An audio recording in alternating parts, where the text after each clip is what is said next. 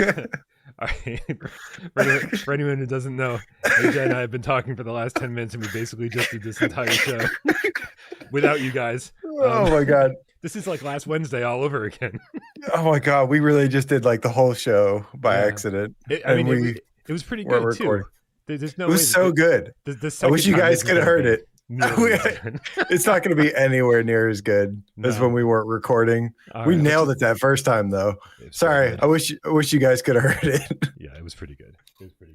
All right, you guys. I'm gonna start the show. Ready, AJ? Ready? Let's go.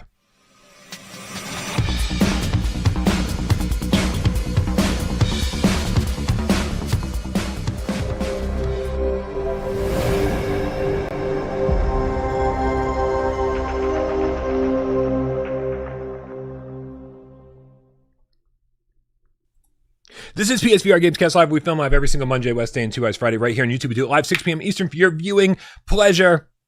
And right now, I'm viewing World of Longplays. He's an old man, turned 48 today. Oh my God. Oh, who's a big boy now? World of Longplays is a big boy. Level 48. Let's go. We don't use age here. We use levels, Brian. Right? We should. It's so much more fun. But we also care about your oral pleasure. That's why I put this up in podcast services of your choice. My name's Brian Paul from this channel right here without Parole, and this is Tornado Marie right here. She's upside down as always. Oh, right? Yeah. Who's your good girl? Who's upside down? And this over here, to my left, your right. It's AJ from the Underground PSVR. Underground. What happened? What's funny? What did I miss? Yeah, this over here is just this over here, everyone. Bro, no one tunes in to see me or you. Is Brian's biggest the thing he's most ashamed in life about? No one, AJ. No one tunes in to see you or me. They tune in for her. That's true. Hey, why do you think I put the cat tree behind me? Sorry, go ahead. Brian, what is up, Gamecat? Happy Monday. And I know that Mondays usually suck. Yes, it's true. But we are here and we are going to guarantee that we are going to make your Monday suck. So much more than last Monday. Just a little less. What is up, man? Hope everyone had a lovely Valentine's weekend. I know Brian just loves Valentine's Day and he loves weekends. I love love. You do? Yes, I love love. I thought you loved death. I mean, there's a hierarchy. What everyone do for anybody do anything special? All you lovebirds out there, all you love cats, maybe I should say. You frisky felines. Brian, I have a secret talent that I'd like to share that I've never told anyone. It's not going to be a secret anymore because I'm about to tell everybody. So I went and had dinner and it was lovely. The only part that sucked was after dinner. I cracked my fucking tooth and it broke in half. So I have a broken tooth in my mouth right now. Mm-hmm. You can't see it though, luckily. Yeah. So that sucked. But anyways, I have a hidden talent for claw machines, Brian. Have I ever told you that? No? It started as a young boy. Let me go all the way back. No, I'll skip all that. But long story short, I got myself a little Deadpool from a claw machine. Let's go. That's nice. I'm so glad this had a happy ending because I didn't know where it was going and I didn't care. But now I do because Deadpool, you got a cute little Deadpool. Yeah. I should have went for the hot sauce instead because I love hot sauce. So I was watching a video about the secret way to do a claw machine, and it's about creating a pendulum almost, and like that's a better way to do it than trying to drag the prize over to the. No, I don't know if that's true or not. I've done. When I lived in Tennessee, there was this. Oh God, what the hell was it? There was this Hooters imitation restaurant called Toots. Have you ever heard of Toots? No, I mean I have, but not the restaurant. Yeah, and I swear their claw machine was broken because we cleared that thing out with like $5. We got every toy out of there with $5. They had it calibrated too tight. That's the best kind of claw machine. Most of them are calibrated in a way where they like barely close. And this one was like extra rigged, but I just got a little extra lucky and a little bit of mathed the hell out of it. And I got it done. I got it done. I was really happy about it because I was like, fuck you, broken claw machine. I'm going to beat you. And I did. I have Vader in the chat is quoting Toy Story. I'm not even going to try to use the voice though. Scott, the PSVR Gamecat for Life, says worked on Valentine's Day, left the missus at home. So sounds like Scott had the best Valentine's Day out of all of us. Wow. Wow. This is AJ's villain arc where he just becomes fucking misogynistic. This is AIJ. Whoever's keeping records of the Without Parole war. This is the moment it happened. This is the darkest timeline. We got Kill Artist 1, the Dreamweaver Gamecat in the chat with the $10 tip, says, just driving back from Wes's neck of the woods to help my daughter with her car. Been catching up on last week's shows to pass the time. Literally just caught up. What a perfect time to get caught up. Like now you're in the present and you're with the rest of us. Thank you so much. I'm just kidding. I love all of you. I need somebody like Kill Artist in my life that knows about cars. Somebody that could just call and be like, bro, my car's broken down. Come get me. Come fix things. It is definitely nice having a mechanic friend. I've done most of the work on my car when it breaks down, and all that experience of working under the hood of my racing rig for Gran Turismo 7 really paid off. Have all the right tools because of it. I think Mitch Hedberg said it best. He goes, I'm just gonna ruin it. I'm not gonna do it. No, the stairs thing.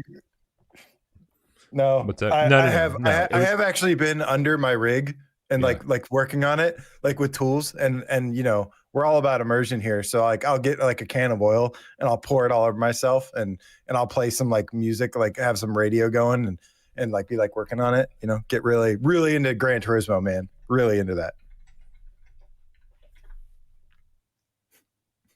I got this. I had to look it up. I got this. Hold on. Nope. Hold on. Nope. Wow, Mitch Hedberg has a lot of jokes about cars. Okay. No, not the one I was thinking of. Andrew Ehrenreich with the $5 says, howdy. Hey, Andrew Ehrenreich. What's going on? Howdy. Yeehaw. Hey, AJ. Hey, Brain.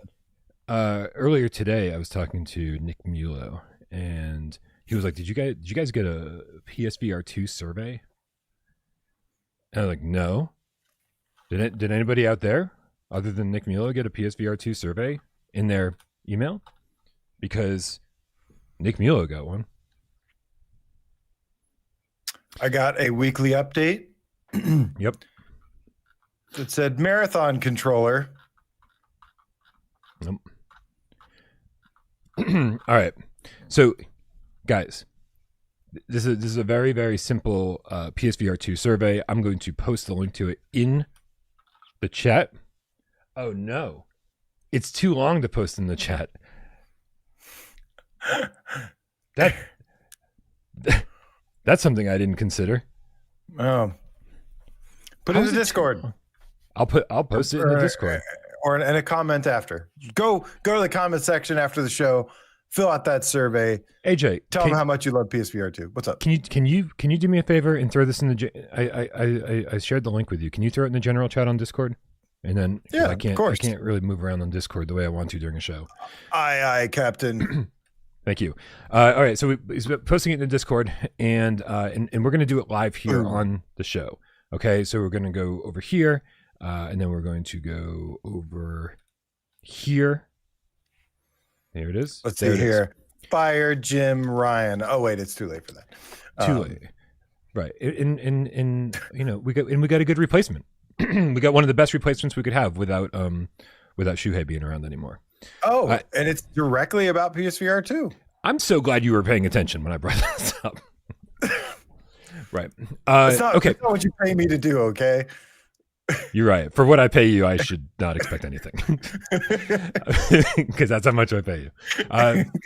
So it says, thanks for taking our survey. We'd love to hear about your experience with PSVR2. It should take no longer than 5 minutes. Let me tell you something. It will not take 5 minutes because it is very short. There will be free-form text fields in the survey. Please do not include sensitive personal information in your response to those fields. First, we need to confirm your age. Yes, I am 18 or older. All right. Okay, now, I'm gonna try to do this along with you. Fine. Perfect. How satisfied are you with your PlayStation VR2? Are we extremely, somewhat, or neutral? Because I don't think any of us are somewhat dissatisfied. Maybe we are, but definitely no one's extremely dissatisfied, right? Yeah, I was gonna say, do we play the reverse psychology game here and be like, devil's advocate? Because if you just say you definitely don't want to choose extremely satisfied, because Right. if you say that, They stop reading. Like, okay, They stop reading right there. They're happy. Yeah, fuck them. So let me be the guinea pig here. I'll do somewhat satisfied. Okay, and I'll do somewhat dissatisfied. Okay. Well, and it tells you, please tell us why you gave that answer. It's going to tell us that no matter what, right? So please tell us why you gave that answer. Okay. We need more first-party support. Far point to see. We need to see PSVR 2 games during state of play. What else? Mischievous Marky on the chat says, in all capital letters, extremely dissatisfied. Let's see. What else do we need from them? More hybrids.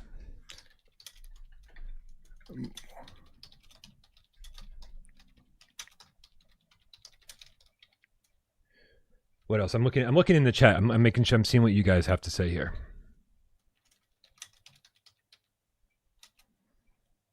People want us to use tiny URL to convert this thing. Can I? Tiny. Hold on. Tiny. I don't know if it'll work, man. Like, will it? Oh no, it will. Of course it will. What am I talking about? Paste long URL here. Shorten link. Verify I'm human. Copy. Here we go. I'll put it in the chat. Let's see if this works. Let us know, guys. Thank you for the suggestion for a tiny URL. Let us know if this works. Okay, what else in the chat here? Oh, media apps, good one. Headbite. Yeah, LAM braces, the theater. Yeah, okay, good. Okay, 3D movie. Yeah, 3D movie support. This is all really good stuff. Let me get back over here. More hybrids. We don't even have all the features PSVR 1 had, like 3D movie support. And no, what's the thing I'm thinking of? Social. And we need social hangout spots, like a movie theater to watch movies with friends. Okay. Oh yeah, good one, Jason. I'll even say oh I just remembered. We also need more PSVR 1 ports. Yes, I have that in here. Blood and Truth. Good. Everybody's Golf. What else? Farpoint, obviously. Astro.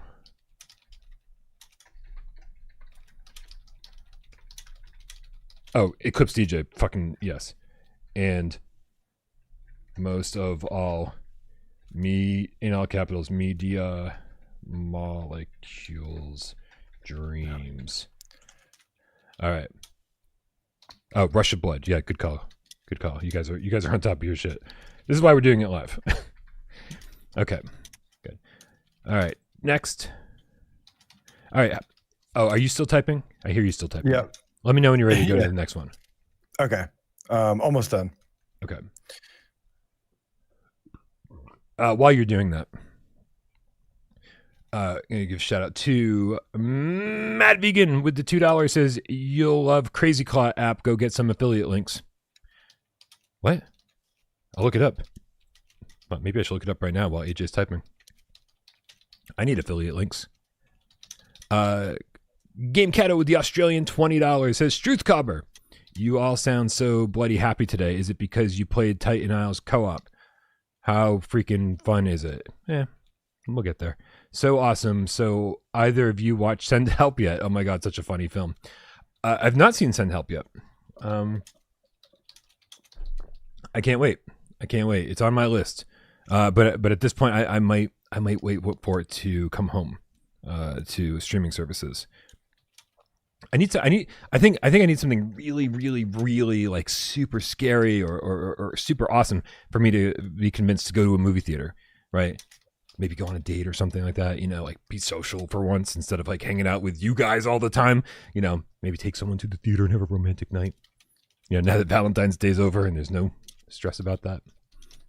Are you still typing? Wait, you read us what you're writing over there. Okay. I need to be brought up to speed. A lot of it was the same. The only thing that I added was please enable the ability to see the social screen when the headset is on during the home screen, because that really bothers me. This is so specific. It's true though. Who doesn't agree with that? No, I mentioned, I just, the big thing I think I mentioned was there was a lot of games and IPs from PSVR 1 that need to be ported over. Astrobot, Farpoint, Resident Evil 7 come to mind, Wipeout. Wipeout. Just other first party IPs. I think the third party stuff is doing pretty well. I don't think they need, I think all their problems are really like with a lot of their first party stuff. And then also with their marketing decisions, like, you get these great indie games like V-Racer Hoverbike and RoboQuest like what are some other like amazing games that didn't get a spotlight, didn't get like a something like a state of play, but then Thief and Reach get all this marketing and attention, and they're like mediocre. They end up being like, kind of mediocre games. And, and I think that has something to do with why they're kind of gun shy sometimes, but I think they're just not great at marketing. It's a perfect example. There are amazing games and, it's in their defense, it's kind of hard to know what's going to be great or whatever. Like, where was Aces of Thunder at a state of play? It was never showed at a state of play, right? Ever. What was it not revealed at its state of play? No, it was revealed like accidentally. Like, wasn't it like accidentally shown off in like a German blog like 3 years ago? No, and then listen, I don't know. I need someone to fill in my memory for me. I thought Ace of Thunder was definitely a state of play game, but I don't think that was ever showed at a state of play, but I could be wrong. I just think their marketing's always been off. This is something that's always been like this. Like the biggest example I give all the time is Astrobot. Astrobot Rescue Mission on PSVR 1 was shown in a PlayStation blog with like no announcements or anything. It was like literally just like hardly was announced. Wasn't that like at a pre-showcase or something like that? Remember? Yeah, it was like a pre-showcase. And then what got the E3 stage was Trover Saves the Universe. I just talked about this recently. Okay. And it's just like these are the kind of decisions where it's like sometimes I wonder if you're actually trying to sell this thing. Yeah. Yeah. Listen, Looper said the accidental reveal was Project Wingman, but actually it's funny because Project Wingman was just on my mind because they sometimes do those ad spots for PSVR 2 where they show a bunch of awesome games, and I really hope they have a new one of those coming because so some of the games that they had in the last one turned out to be not so good. They actually had Project Wingman in one of those advertisements. And I think Aces of Thunder is a perfect one to replace it with, right? There's so many great games that they could be showing off in a PSVR 2 advertisement. But yeah, anyway, Everyone's confirming Aces of Thunder did not have a single state of play showing. Can you believe that? I know, Looper is everyone. I'm glad we figured that out. Everyone is confirming. I see like 8 people. You have a different chat than I do. Okay. Oh, okay. No, four Aces and Looper agree.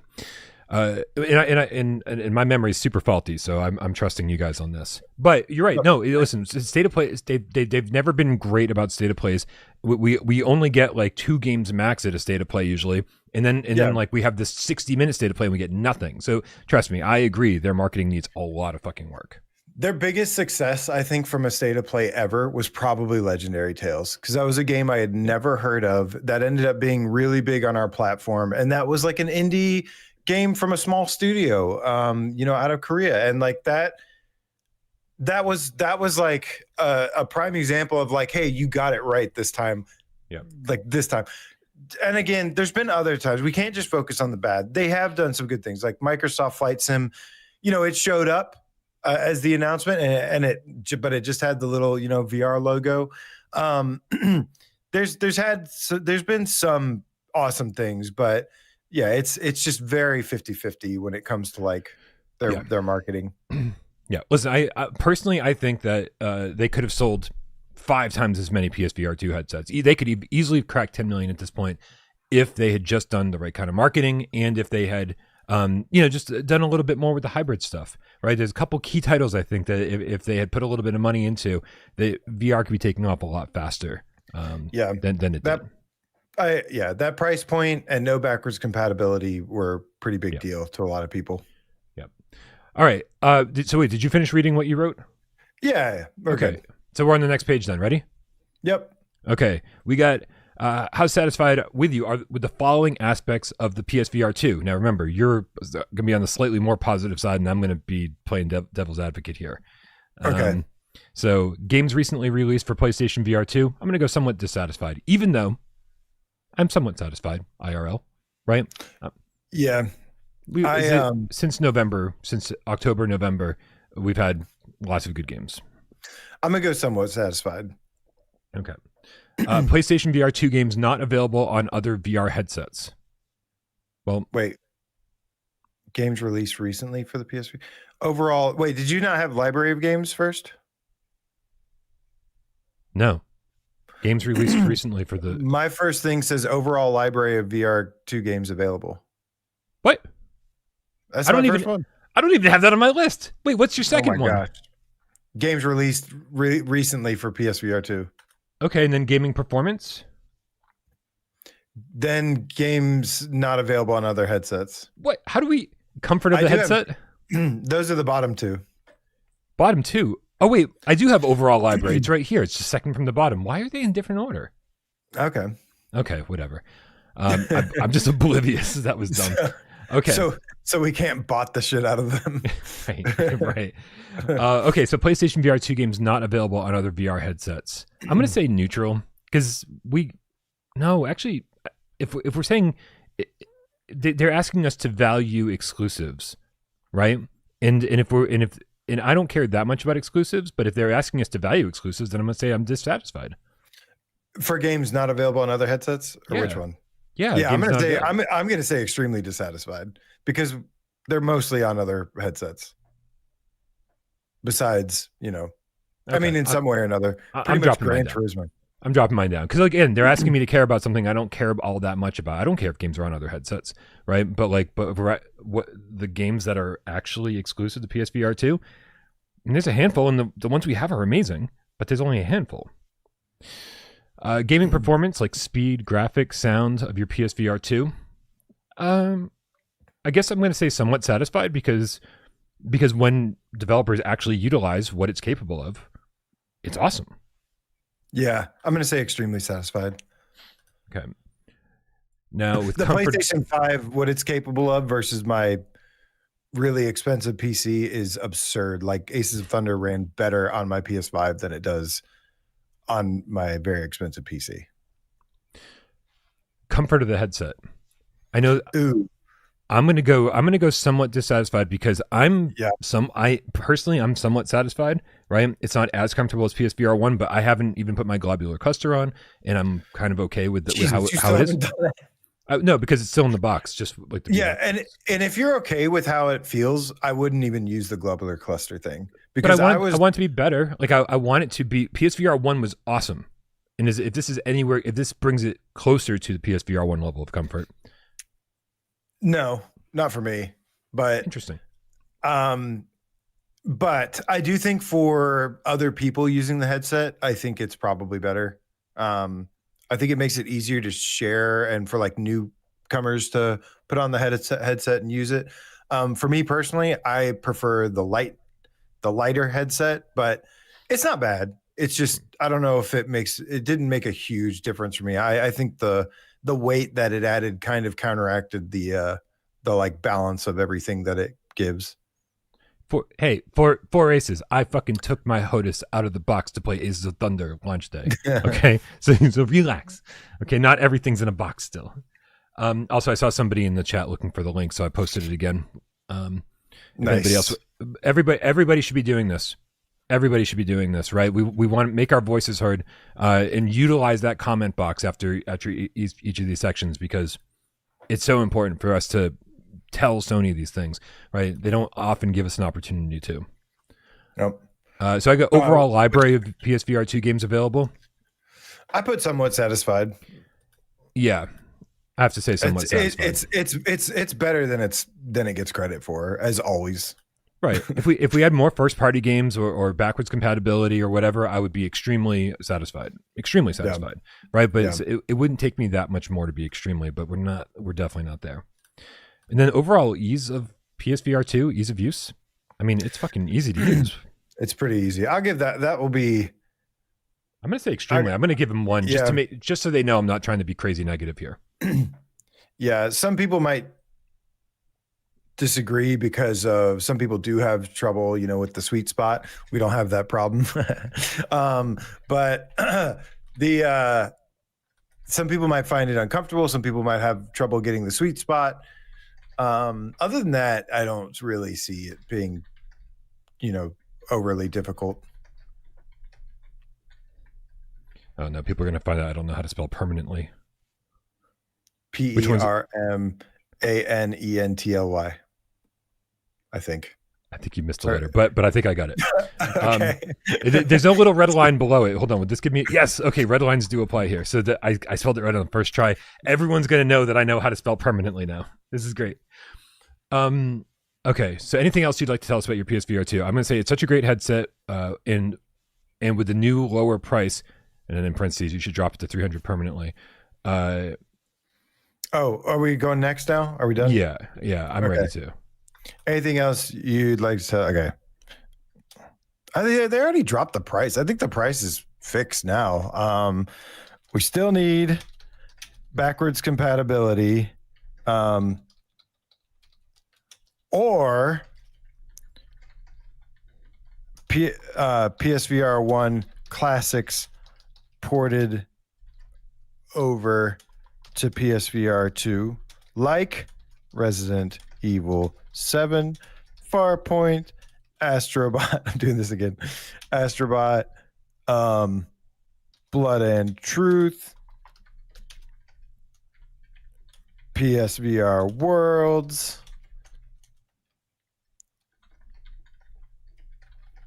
Oh, let's see here.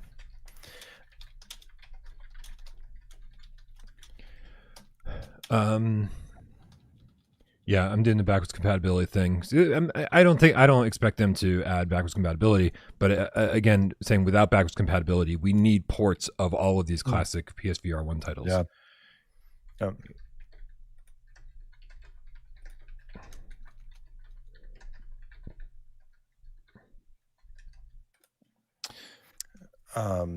Yeah, Steve, I already mentioned reprojection in the last comment box.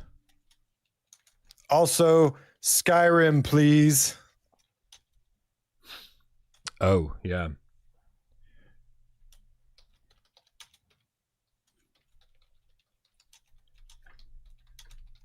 I'll add Skyrim into mine too. Skyrim's a big one.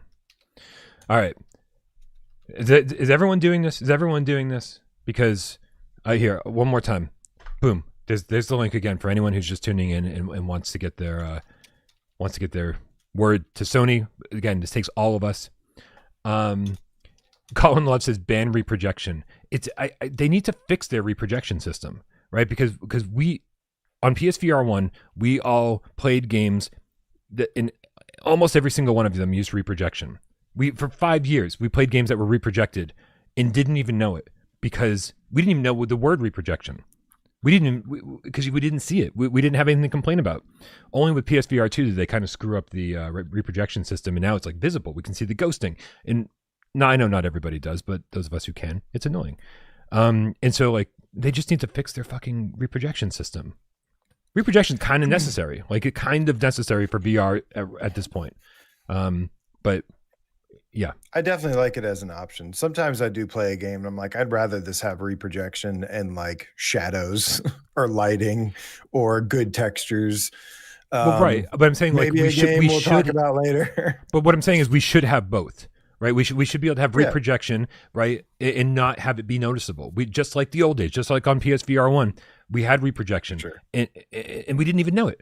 And so like it would be really nice to never think about reprojection again because Sony actually fixed their reprojection system where it didn't cause ghosting for some people. I just think we just kind of became more aware of it because a lot more and more people used VR, and especially, you know, I don't know. I think it just kind of people became more aware of it and we became more accustomed to seeing it. And no. I'm sorry. I've played PSVR1 since playing PSVR2, and I go, this game's reprojected, that game's reprojected, this game's reprojected. I don't see it. I just don't see it. On PSVR1, it is not noticeable, right? So it's a better reprojection system on PSVR1. I definitely see Mura now on PSVR1 that I didn't before. Like had zero idea it was there. I've always seen Mura, like, especially on PSVR1. You know, that screen door effect was just.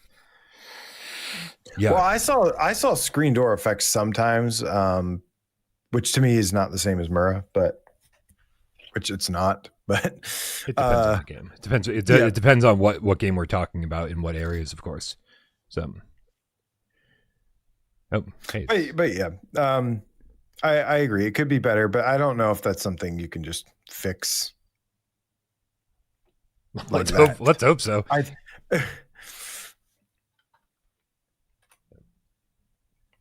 All right. Cool. All right. Hopefully everyone participated. Hopefully everyone got made their voice heard. I saw a lot of people telling me, but Brian, add this. You add that. Go tell them right now. Tell them. Yeah, everybody tell them. Right? They're going to be like, we sent this survey to 5 people. How did we get 7,000 responses? Anyway. Listen, speaking of games that we really want on PSVR2, obviously Media Molecules Dreams is... Oh, I forgot to put Dreams on mine. Oh, I put it in mine. Don't worry. I got you covered. Okay. This is why we need tons of people doing this. Yeah. I mean, listen, there are still people out there making Dreams games and absolutely killing it. Bad Robo posted this on Twitter. Was it yesterday? Here, let me bring this up. Check this shit out, man. Bad Robo made the most beautiful Crash Bandicoot game ever. It looks like the PS4 Crash Bandicoot. Yeah. Man, look at the shadows. Look at the brightness of the colors. He said if you've got your PSVR1 hooked up, this is totally playable in VR. It's so amazing. So nothing has changed, AJ, in the last couple of years. You can still make better looking VR games in Dreams than you can than you can buy on the PlayStation Store. I wonder if this is why they killed Dreams, because they're like, this could potentially, if this gets big, it's going to cost us lots of sales of other games. I mean, it's possible, right? I mean, to a certain degree, like, you know, people think that UEVR, right, the Unreal Injector, is saving VR, right? But what it's doing is killing VR, right? It's killing VR developers because people are going to spend their money on the flat screen games that they want to mod into VR. And they will do that instead of buying Arcanage, right? Instead of buying Horizon Rain, instead of like buying these games from VR developers that really, really, really need our support. And so UEVR is kind of killing VR. Would Dreams kill VR in the same way? I don't know, because I mean, I guess if lots of people were playing Dreams, and I don't know if it would kill VR, but it would definitely hurt. It could maybe it could hurt the ecosystem a little. Yeah. But I mean, but honestly, just to have a killer app like Dreams on PSVR 2, I think would sell so. I mean, obviously, you know, you can still make games on PlayStation 5, right? But for all those budding, aspiring VR developers out there, right? How cool would it be for them to like to mock up their levels in Dreams and share them with people and get feedback in this way? I think there would be this. It's the only place you can just make VR games just however you want. I mean, I don't know, man. It's a little bit baffling to me because it's so good, so ahead of its time, right? Part of me wonders, was there some kind of like, you know, inside deal that like Roblox was like, you got to kill this, right? Because it's so much better than Roblox. I think it didn't. The game, like Dreams, didn't take off, but I think it didn't take off how they were hoping. But I really think that they should have stuck with it. I think Dreams is something worth sticking with, and you know, the kind of like post-launch kind of community engagement wasn't the greatest by Media Molecule. I think they were very talented in designing the tools and everything, but I think the players and the creators were, like Bad Robot, for example, were more responsible for getting people interested in Dreams still to this day.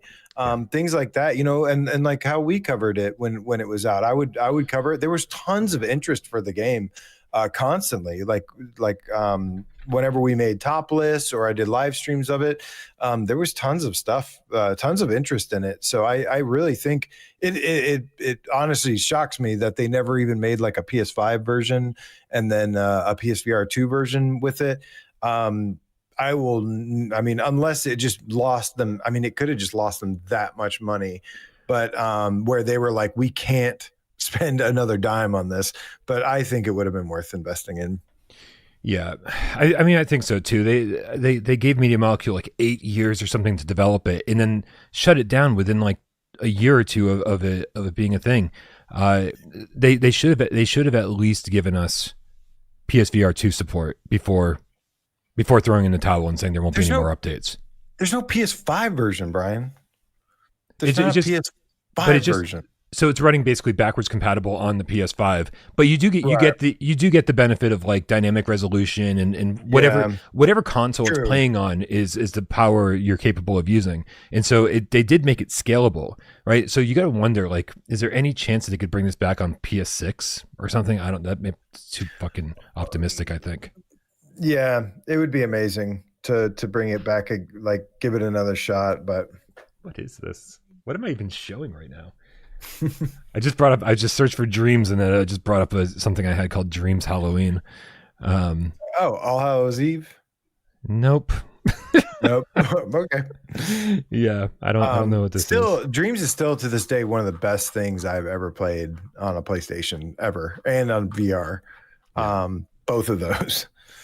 Yeah, such powerful tools, and like, I mean, and if they had kept supporting it, if they had brought it to PSVR 2, man, I think I would be hooked on it. I really do. I've wanted so desperately to make my own game in there, and the second they were, I'm not going to bring it to PSVR 2, I was like, well, that's over, right? So shout out to all the creators who are still making games on it, even though, you know, they're basically saying, hey, we're not going to continue support for this thing, which that's some dedication. At least it's still online and still playable. I still jump in there from time to time. Last year, I think I jumped in and played the PT Silent Hills. It was the 10-year anniversary of Silent Hills playable teaser, and they like updated it. And it is impressive how close, like 1-to-1 it is. Like, it is very, very close. It is really impressive. So if you never got to play PT, you know, you can go check that out. And I'm definitely going to jump in and play this Crash Bandicoot thing, because I love Crash Bandicoot, and this looks stunning. I'm interested to see it. Yeah. Well, shout out to Bad Robo. Good job. Yeah, man. Glad to see there's still creativity happening in the Dreams community. Maybe one day we can convince Sony to stop being stupid and start supporting it again. I saw it. was it World of Long Play? Sony shut down Dreams because it wasn't monetizable. At what point in development do you not realize that?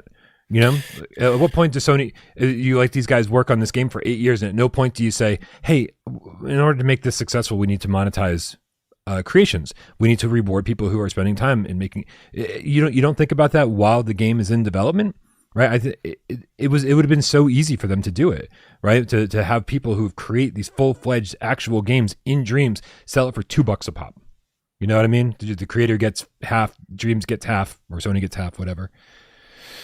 I don't know. It's frustrating. I think you could monetize like I think Media Molecule could have made the content that you monetize. You look like what Rec Room did. Like they'd have to set it up like something like how Rec Room did.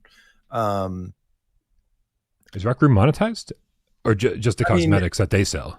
Yeah, the cosmetics that they sell, but they also would hire some people to like create some things and do it. Like they'd hire like a select few, and I'm sure if Media Molecule did something like that, you'd see people like Bad Robo getting paid to like make some stuff, or I don't know.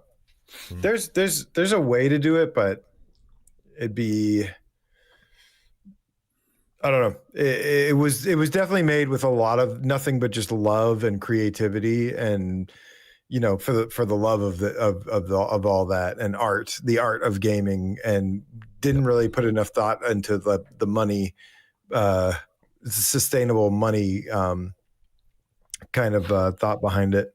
I mean, it's very possible they just thought, hey, this is so powerful, this is so cool, you can make any kind of game that you want in it, and the fidelity of these environments can be so over the top that everyone's going to want to buy this, everyone's going to want to take a stab at making games. They just thought it was going to sell and sell and sell and sell and sell, right? They're hoping, yeah. Right, and it didn't sell, 20 million units like they probably expected it to, which is baffling to me. Because I think it's still the best reason to have a PSVR 1. If they had brought it to PSVR 2, it would have been the best reason to own a PSVR 2. Still to this day, the exact same fucking thing. If they just ported it over, it would be my number one on every single top 50 list that I make. It would be number one. I'd be like, not only is it fucking incredible and you can play everyone else's games, but you can make your own game. For creative people, I don't think there's anything better. Yeah, I think it was always a top 5 thing for us. And yeah, I mean, that's the problem, is when it came out, people go, I want to play games, not make them. And it's like, well, just wait for people to make games then. Yeah. So many people were making great things. Yeah. For real. We got Rody the Gamecat with a $10 tip. Thanks, Rody. Said, just heard from the Strat. By the way, guys, the Strat is the hotel that we're doing for the Gamecat Meetup in Vegas.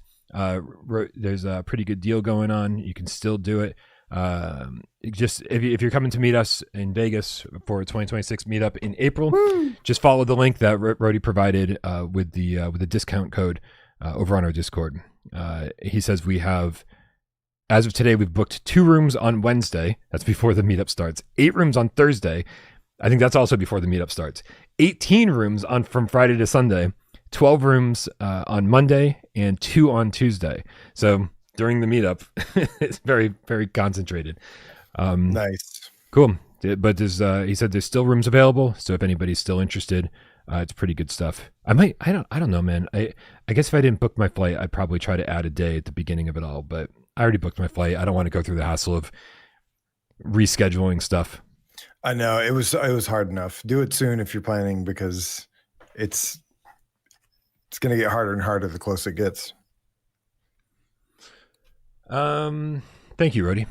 And we're working on so much stuff right now, trying to plan the week. There's so much stuff that all the cats want to do, right? From like Meow Wolf to oh Jesus Christ, there's like a pinball museum in area not 5115, I forget what it is. There's so many different things that all the cats want to do, and there's the level up expo happening the entire weekend that we are desperately trying to schedule events and actually maybe go see if our walkabout skills have transferred to real life, and maybe get a big Gamecat game of mini golf, real life mini golf together.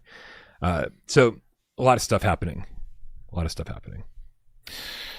GameCato sent 10 without parole gift memberships. Thank you, GameCato. We appreciate you turning the chat green.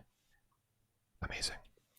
Scott, the PSVR Gamecat for life with the 5 quid, says, trying to book my room to Las Vegas on the Discord link, and I can't pick a room for 1 person, or are all the rooms for 2 people? And I'll see you in Las Vegas. It's a good question. I don't know if we have. I don't know, obviously, what the availability is left. When I was doing it, there was no price difference for one person and two people. It was. I think one room counts as two people. I think so. And so sometimes you can get a king size bed, or you can get two smaller beds. Yeah, I don't know, man. I know that not all the cats know each other. I was like, but you could save even more money if you partner up with somebody, right? Get a 2-bedroom, get a 2-bed room, get a room with 2 beds. Get a 2-bedroom with Dave. Oh yeah. Poor guy had to hear me snoring all night. Yeah, he complained about that quite a bit. Hell yeah. Keep us posted if you guys have any like serious problems with the booking. We were experiencing some serious problems like a few weeks back, and some things had to be changed. Be fixed now. Yeah, it should all be fixed. But keep us posted. Let us know. Old Darth with the Canadian $5 says, "Oh, hold on. PSVR2 is gaining in popularity. Even Nacy, a devout Meta ambassador, recently admitted her initial thoughts about PSVR2 were wrong. Hashtag hybrid games for the win." I see people posting about this in our Discord. Different people, like Mateo posting a video being like, "I was wrong about PSVR2." Nacy saying, "I was wrong about PSVR2." Yeah. I mean, anyone want to take bets as to whether or not this means the ambassador program is shutting down and people need to find a new source of income? Right? I mean, I don't know what to tell you. Yeah. Wish you all would have been there when we needed you. Yeah. Oh, let's shit on PSVR2 for 3 years and then suddenly change our minds when the meta money runs out. Yeah, I don't know. I'm being very conspiratorial theorist right now. Yeah. Okay. I don't know if that's true. I'm not going to get into all that. Even just chalk it up to just having poor judgment, but if only I don't feel bad at all because of what we've been through. Not only you and I, but us as a community, the abuse online that we take constantly because of people and what they say and what they use their influence for. And it's like, man, if you only knew every single day the fucking shit we had to read because of this. And now, I wish this was, wish it was like this a long time ago. We'd be in a much better place than we are today overall. So It really doesn't mean shit to me. I agree. It just seems so coincidental that everybody's changing their mind all at the same exact time. That's the other weird part. I'm like, wait a minute. There's I don't think multiple it's weird. People. I don't think it's weird at multiple. It would make more sense to me. It would be less. It would make more sense to me if it was like, staggered at least, but like people releasing videos at the same time. Right. What? Wait. Right. And can we ask a really fucking simple question? What recently changed to cause you to suddenly reconsider your thought? Because nothing's changed on PSVR2. We've been getting solid fucking games since the beginning, right? We've been getting awesome games. Yeah. The headset's been awesome, right? I love the features, the adaptive trigger support, the headset rumble, the OLED pen. I mean, like, so what changed? We didn't just get a V2. We didn't just get a slew of new AAA hybrids. Nothing's changed. So I'm sorry. I just don't give a fuck what anybody else is doing because it just seems so. Yeah, this is why we just focus on our what we've been doing ourselves. Yep. Let's worry about ourselves because that's what that's all we've ever had from the beginning, anyways. Yep. But hey, really happy they changed their mind eventually for whatever reason. I don't care. I don't know. We'll get back to the tips in a second. The last one I'm going to read right for the time being is Darth Vader, the Gamecat, with the $2 tip says, "I need blade and sorcery in my veins." Vader wants blade and sorcery so bad, AJ, that I know he does. That he's considering buying a Quest 3 just to play a $20 game. Do it. Why don't you just get a PC? Yeah. Why not spend $1,600 instead of $500? Because then you have to play the Quest version. Listen. I Blade and Sorcery is trying their best. That team is trying their best to get their game to PSVR2. I think I might have said this on Gamescast already, so I'll just say it if I didn't. Those guys got in touch with me. They asked me how sales of games on PSVR2 are going.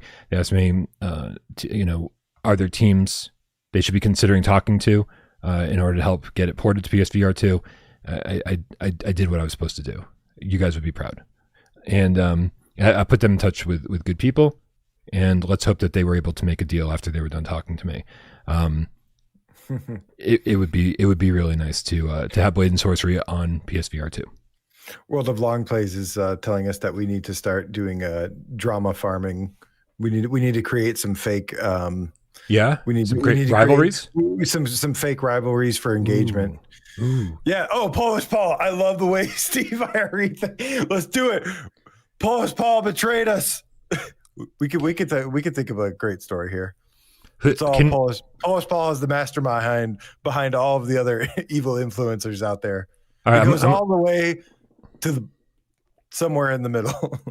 I'm going to change the thumbnail and the title of this video when it's over to why we're going to punch Polish Paul in the face. And it's just going to be like, no, I wouldn't do that. That's terrible. But we definitely should be like, the great Polish Paul conspiracy has been uncovered.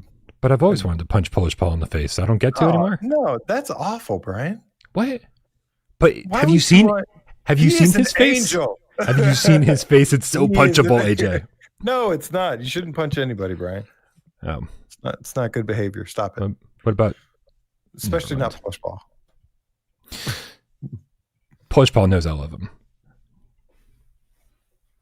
Apparently, you want to punch him in the face. That's my love language. Violence is my love language. AJ. Jesus, man. All right. Well, now I know you don't like me at all. How come you never threatened me with violence, Brian? Huh? What is this? What is this? I think you answered your own question. I don't love you like I love Polish Paul. All right, dude, we need to get back on track. We played Titan Isles over the weekend. I played it single player. I played it multiplayer. I finished it, but our coverage is limited to the first, what is it, 5 levels? 4 levels? 4 levels. We're allowed to talk about the first 4 levels of Titan Isles. Good. And we're only allowed to show 8 minutes of the game of those first 4 levels. So I quickly threw together, sirens on my end, a video showing off 8 minutes of footage of the first 4 levels. Dude, AJ. Wednesday show. Hold on, wait, real quick.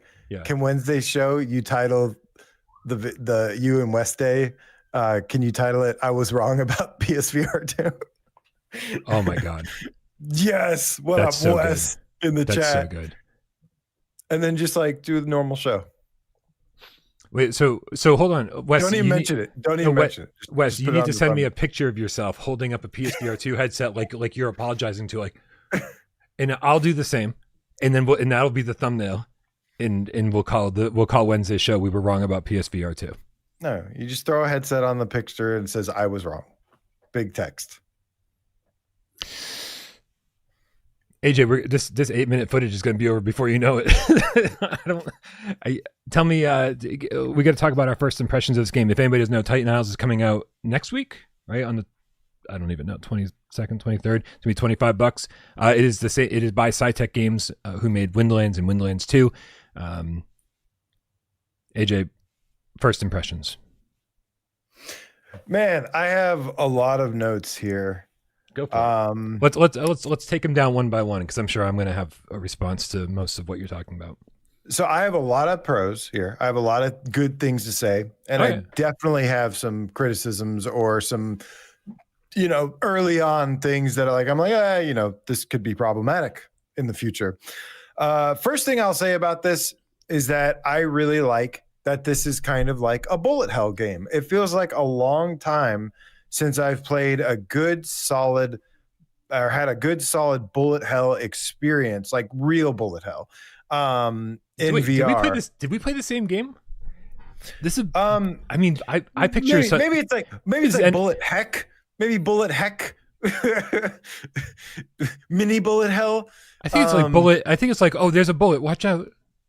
isn't that what bullet hell? No, it's more like there's multiple bullets coming at you, and you kind of got to get out of the way. Okay. Listen, I think bullet hell, like the screen's filled with bullets, and like it's like you know. You're right. Technically you're right. Okay, but it had, that's why I said like some bullet hell elements to it, right. Where there was at times there's like laser beams that I'm dodging. There's waves across the ground that I'm jumping over. There's things shooting at me. So it's like, yeah, I think that qualifies. But that was some of my first impressions of some of the things that I liked about it.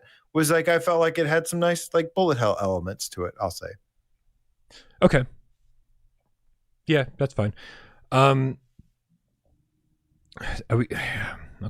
I got nothing. I listen. There's a boss at the end of every level. Okay, and I think that's about as close to the bullet heck as I saw. Firing some big, fields of bullets at you, and you have to kind of dodge out of the way of them. And you guys know that I like bosses. So if we're gonna start with the positives, then yeah, I'm glad that they were bosses.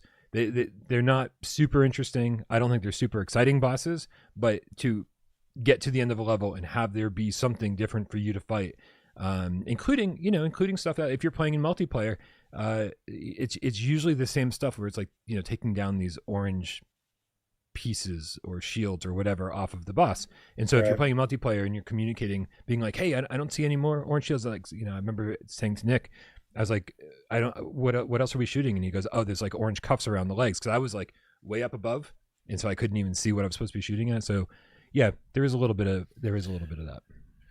Yeah. This game is kind of like, it's obviously by the developers of Windlands 2, Cytec Games, and to me, it closer resembles Windlands 2, obviously, but it does feel a little bit more grounded in like a solid gameplay loop that's a little bit more accessible. And I think I like the I definitely like the enemies and the bosses, as you mentioned, definitely feel a little bit more like polished and fleshed. Like they feel a little bit more polished than Windlands 2 did. And unlike Windlands 2, this isn't like everybody. I don't remember if you had different powers. I think everybody had the same abilities there, right? Just like a bow and arrow and swinging. There's 4 different exosuits that you can choose in this game. There is the Storm, which I used the most. I did try out a little bit of each suit. Which one did you try? I tried them all out at the beginning, just to see which one I liked the best, and then I think Storm is the one I used. Was the Storm the jetpack, and then so it has hand blasters. You just put out your hand and do with the trigger, or you can put them together, and it creates a 2-handed weapon, which is more powerful. Which that it felt like easy mode using Storm, but that's how I played through the game.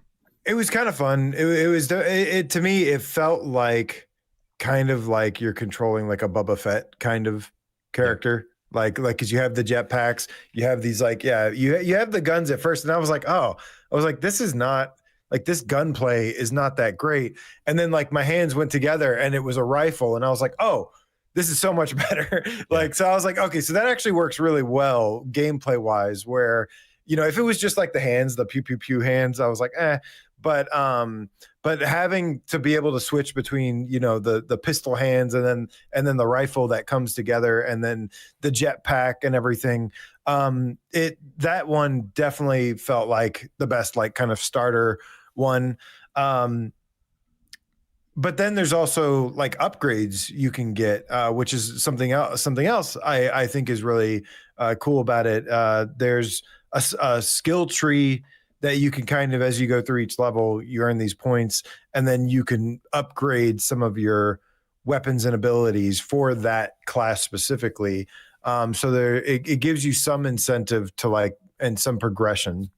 Yeah, they're pretty subtle upgrades. It's the kind of thing that like you may not feel the difference as you upgrade one thing here and one thing there. Like, oh, you can use your jetpack a little bit longer. Oh, these bullets are slightly stronger, right? But you are very much a much stronger character at the end of the game than you are at the beginning.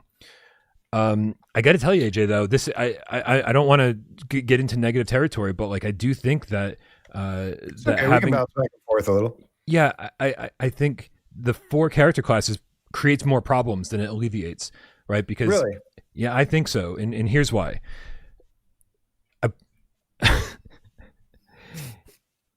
Windlands 2, there were all of these sections that were really crazy platforming segments, right? Oh my gosh, they were so difficult at times, though. Right, Like absurdly difficult. Some of them were really hard, and it was so satisfying when you try it like 20 times and you finally nail it, right? You're using the grappling hook, and you're grappling, and you're using the momentum and going from one to another, and then finally you get to the next area, and you're like, oh man, that was so challenging. This game provides none of that. Right, because locomotion has now just been nerfed completely to like, oh, you just fly over it if you want to. You don't even have to walk into the gate of an arena. You can just fly over the gate of the arena and enter from wherever you want to. With the bosses, you can find a nice cozy place to hide out far away from it. With most of the enemies, you can find nice cozy places to hide out away from the enemies and take them down pretty easily.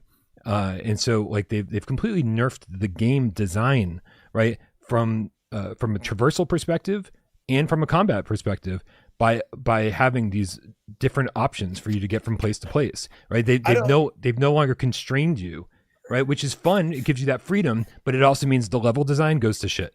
I think the level design here is atrocious because they can't accommodate for 4 different character classes. Well, while I understand where you're coming from, I think it is better having the option. I do think that, yes, you technically can like skip over an entire level because you can just fly over it with a jetpack versus, you know, some of the other characters. It's like the hunter that has the little Octavius. What is his name? Doc Ock. Dr. Octopus little things, but you use that for like swinging. I do think, and to your point, like the platforming, I think, when it makes you platform is really fun. Like that's one of the strengths of the game as well, that kind of balances out the combat is the platforming gameplay. I am personally, you know, a huge fan of platformers. Same. And so I really like that about that game. I did feel like I still got a, you know, good chunk of platforming, even though I have this jetpack on or whatever, but I was definitely tempted to play with someone like the hunter, or even the Blink character where you could like wall run. I think having the option is nice. I can understand there's an imbalance there, but it's also like, well, you have the option to play it this way or not. Like if you don't enjoy this, or if you think this takes away from the experience, then you can try another character that maybe would be for more of your own personalized experience that you'd like to have. Yeah. I mean, I get it. Like the freedom is great. The freedom is fun, right? And so I do think that they added some really fun mechanics, right? But I also think it detracts from some of the stuff that made Windlands 2 so great. And it's really hard to play this and not think about Windlands because it kind of looks just fucking like Windlands, right? It looks a lot like it, which I will say. So, you know, like I said, we'll jump back and forth between the negatives and positives here. Yeah. Like very, very first impression, I was a little bit worried because the area it starts you out in and the look of the levels overall, I think the level design, like the look of it, is probably the weakest point possibly of the entire game because it starts you out and I'm just like, oh, this looks very I don't want to say questy, but it looks like the levels themselves, the textures, the environments. While I think they have a lot of like open space, there's stuff in the background. There's, some things going on. Like there's like, they're not like bad in like design and structure, but visually they are not impressive. They look like they have just very low res textures. They don't really have a lot of like effects going on. And this is when I was talking about earlier, where it's like a game, I do like the frame rate being 120 on the Pro. That's nice. But I'm like, this has been my problem with this kind of style is like, what's the point of this like looking and performing so well when it doesn't look so good to begin with? Like, I don't, I'd performance is important, but it's like I'd almost rather it, push the limits a little bit more to look a little bit better with the texture resolution, the texture quality, things like that, versus aiming for 120 frames per second. But luckily, so I think the gameplay kind of makes up for some of these things so far. Hold on. We'll get there. Because I do want to throw my 2 cents into here about the way the game looks. Yeah, it runs at 90 native on the base. It runs at 120 native on the Pro. That's great. It stutters on both, by the way. When you have like really high action segments. Really? I didn't have a stutter. You'll see stutter eventually. It's not, again, it's not like, oh my God, this is so bad, right? But it's like, okay, well, if you got one of these consoles that you're allowed, like I would rather them go for 90 native on the Pro than shoot for, and have it be rock solid, right? I would rather have them focused on super sampling the image in the focal point of the DFR, right? Instead of trying to get the frame rate up to 120 native. It's these things are irrelevant, right? Yes, it feels a little bit better to fly around, and we've talked about this before with binary mill games. It does feel better to fly around in 120 native than it does 90 native. However, in a game like this, it's like, no, I think they should have. It's got that soft kind of resolution to it, right? It's not blurry by any stretch, but it's not razor sharp. And why? When you have a game like this that's so simple, geometrically, texture wise, everything. There's no shadows, no lighting. There, I had to look for shadows. There are shadows on player characters and some of the enemies.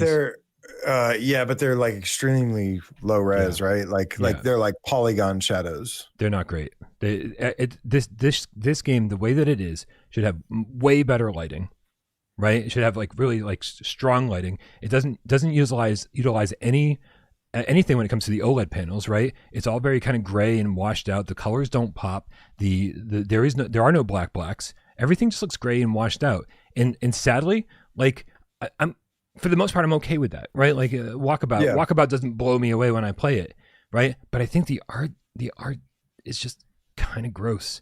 The color choices they use were kind of gross.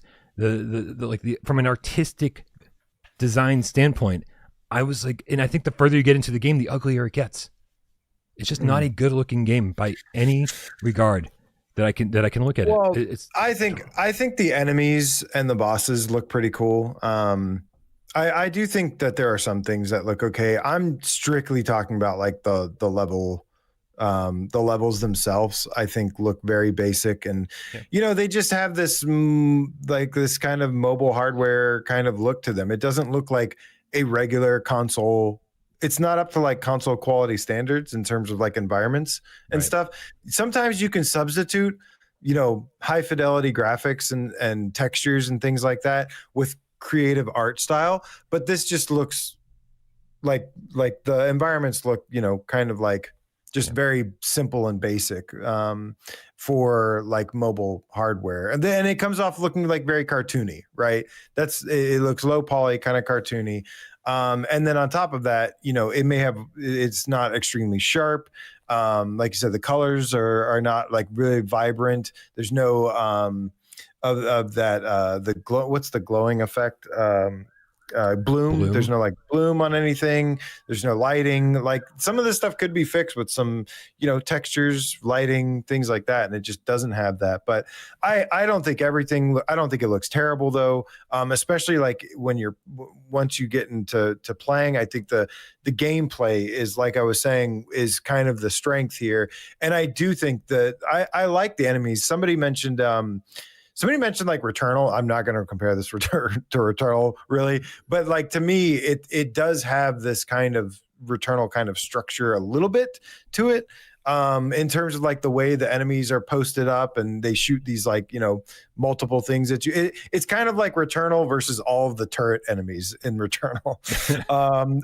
There's a couple things like flying around and things like that. You got to think of like that on like a very very like very VR, like indie VR level.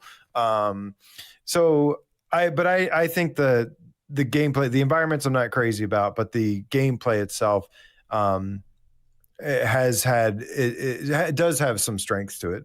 Yeah, I mean, we front loaded this conversation with a lot of complaints, but I played through the entire game this weekend. I played about maybe an hour or so single player. What's up? Yeah. Well, we're only talking about the first No, I know, and what I say applies to the first 4 levels as well. Right. And so it's decent single player, and I think it's actually a lot easier in single player because it does scale. And okay. People have been asking about difficulty levels. There's 4, I think. There's easy, and there's normal, which I always play on normal. I always play on the default difficulty. Then there's heroic and legendary, I think. Yes.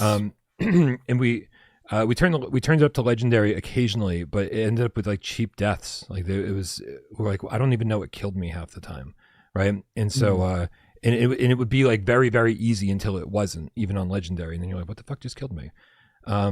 And so we're playing on normal, and it was fine. It was pretty much a cakewalk, but honestly, I think I was playing with the right group of people. Right, I was playing with Nick. I was playing with Izzer. I was playing with Geisen. Right, I don't get to play with Geisen very often. That's some of the folks we played Windlands 2 with. Yeah. No, I know that it felt like a homecoming. You know what I mean? And and they were the right people to play with, because there's 2 different ways to play through this game. Every single level, you can just rush from the beginning of the level to the end, right? Just killing everything in sight, getting the next gate to open, progressing, kill the boss, move to, and then go upgrade your character and then go to the next level. Or you can do what we did, and you can fucking spend an hour in each level exploring every single corner, right? If you're a fan of collectibles, right, there are crates that you can destroy right here. You can see them, and those will give you these kind of green gem things where you can allow you to upgrade your cosmetics. Change cosmetics, purchase cosmetics. There's a ton of that, and then there's collectible artwork to find. They call secret areas in each level, and what am I missing? Relics, right? So there's a ton of collectibles. I like the little collectibles hidden all throughout, like the targets and the relics were nice to kind of find, and then of course like shooting the boxes to collect those little energy pieces or whatever. It just adds.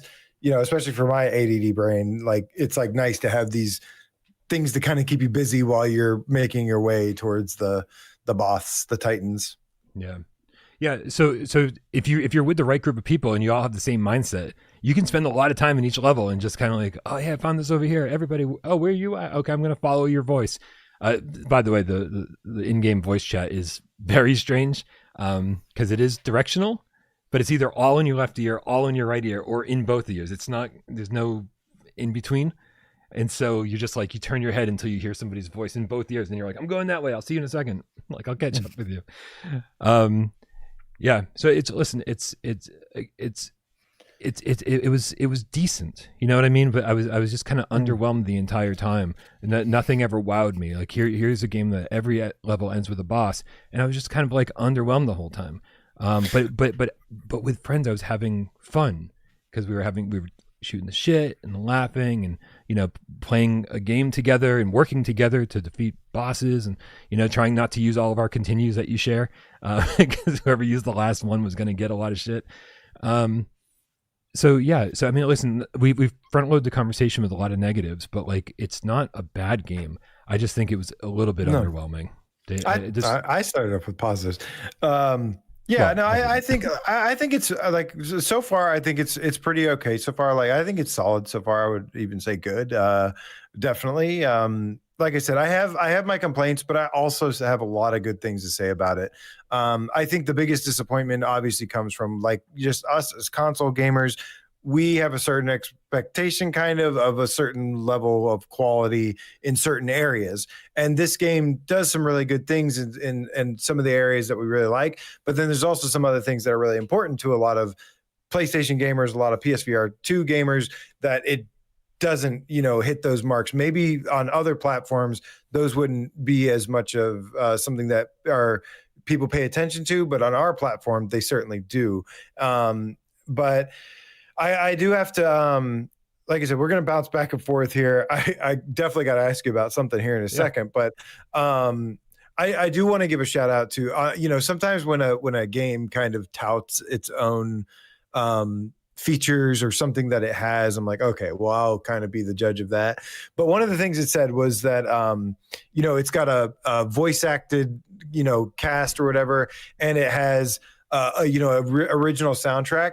I love the soundtrack of this game so far. I think the music is awesome from what I've played so far. From what I've heard, I was like constantly like grooving with the soundtrack. I thought it was just really well done. Really good music, which is important to me. It helps me get into the game. And it just, I really liked it. But I also got to give a shout to kind of some like the voice acting stuff.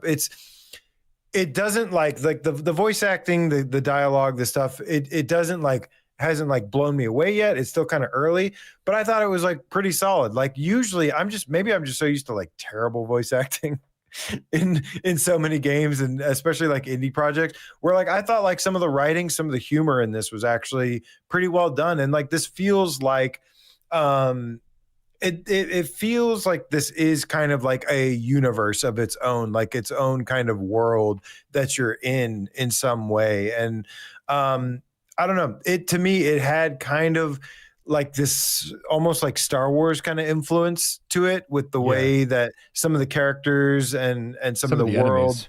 Some of the enemies, it had a bit of like a Star Wars like thing going on to it. I'm glad you seem to feel the same way about that. Yeah, I hated the voice acting. I'm not gonna fucking mince words. I don't know when you ever have said you like voice acting, so I'm not gonna listen. There's hating the voice acting because this robot that follows you around desperately wants to be Claptrap and he's not. It's like I'm so tired of that nonsense. That's gonna stop. The only thing that bothered me about his voice acting is I thought you were asking me. the only time that his voice acting whatever bothered me is when it's like these obvious like collision detection voice activated things, like where it's like, oh, you step into the room in the the proximity bubble, and then it starts talking, and then if you leave and then come back, he starts repeating that same line over again. You leave, you come back, he'll restart what he's saying. That was the only thing with like the dialogue that bothered me. But I thought it was like overall. It wasn't annoying me. I turned it off because it annoyed the fuck out of me. Characters talk over each other. Like they interrupt themselves, right? Because like even in the training areas, like if you take too many steps forward, he's explaining how to do one thing. You took a step forward, and they're like, "Okay, good job. Now we're gonna do the next thing." And it's like, "Well, we didn't do the last thing." It's like, right to me, it's just what a fucking disaster this is. Right. And so, and then there's like 3 or 4 different characters back at the home base between levels that you can't turn off. Even if you turn the voiceover dialogue all the way down between levels, you can't turn that shit off. And they talk over each other. Like you said, when you're moving from one room to another, it just cuts out. Another person starts talking. It's too much. It's too much. And you know what? After about 3 or 4 levels, I was like, I don't care about the story in this game. I just don't. I do not care what this is a game about gameplay. This is a game about running around shooting stuff. I don't care what kind of story they fucking shoehorned into this thing. So I turned it off. I feel like I felt stuff that was much more shoehorned in. Like I actually, because it starts off with like some dialogue stuff, and I'm like, oh, they're actually trying here. Like I felt like they were actually going for something, actually trying to make something interesting. Whether or not it's not, I'm not saying it's like amazing captivating storytelling or anything, but I just thought that it was well done at the very least for what it is. Yeah. But then from a technical perspective, I think is where it kind of breaks. Like you said, you're running into these proximity like chat kind of bubbles, and it can throw off the dialogue, and they can cut each other off, things like that. Yeah. Listen, again, we are focusing so frequently, like it keeps coming back to negative things, but they. So people probably think I fucking hate Titans, right? But what sucks is that when you're playing a game and you want to go have fun with your friends or by yourself, and the things that are wrong about it are the things that are getting in the way of you having a good time. A game is supposed to be fun first and foremost, and I think when there's a lot of things that get in the way of you enjoying a game, that's a problem, right? Games can have problems and still be very enjoyable, but I kept seeing a lot of things getting in the way of me having a good time, but we still had fun. I got to say the drop in drop out 4-player co-op, it's great. It's cross-play. It's easy. You can have public lobbies. You can have private rooms. You can do whatever you want to, right? And then everybody can be using a different character class. And somebody. What did somebody? So many people are commenting on how slow your gameplay looks. Because it's slow. Is it just because you're jetpacking around, or? Yeah, well, okay, and you see the shots being fired at me very slow, right? It even though it's an action game, it has a very floaty feel like Windlands, and the shots come at you. I feel wrong calling it a bullet hell game, but even as bullet heck game, they come at you very slow. Yeah, I call it bullet heck. Sure, it's not exciting. Right? Okay. So here's the thing: is I at first I was worried, and then I started to have some fun with it for sure. Once I got, I enjoy I like the enemies in the levels, and I like the bosses so far, the most part. I wanted to try more of especially the hunter, and try like that same kind of game loop with swinging around and shooting a bow. Like it seemed kind of engaging. I wasn't crazy about the Goliath, who just sits there with like a shield and a cannon. You have like a turret or something. And then the blink was kind of weird as well, because I feel like I like the wall running, but the weapon wasn't too sure about. And the blink mechanic, the blink dash or whatever, I was like, I did it through the fire and I got hurt, and I was like, I don't think I did this right. What is it used for? It said use the secondary button and then press the joystick to dash, and you'll blink, right? You'll like blink, teleport, or dash. And then like I just like went through the fire, got on fire, got hurt. I was like, ow, that hurt. But I think the Storm and the Hunter would be the best.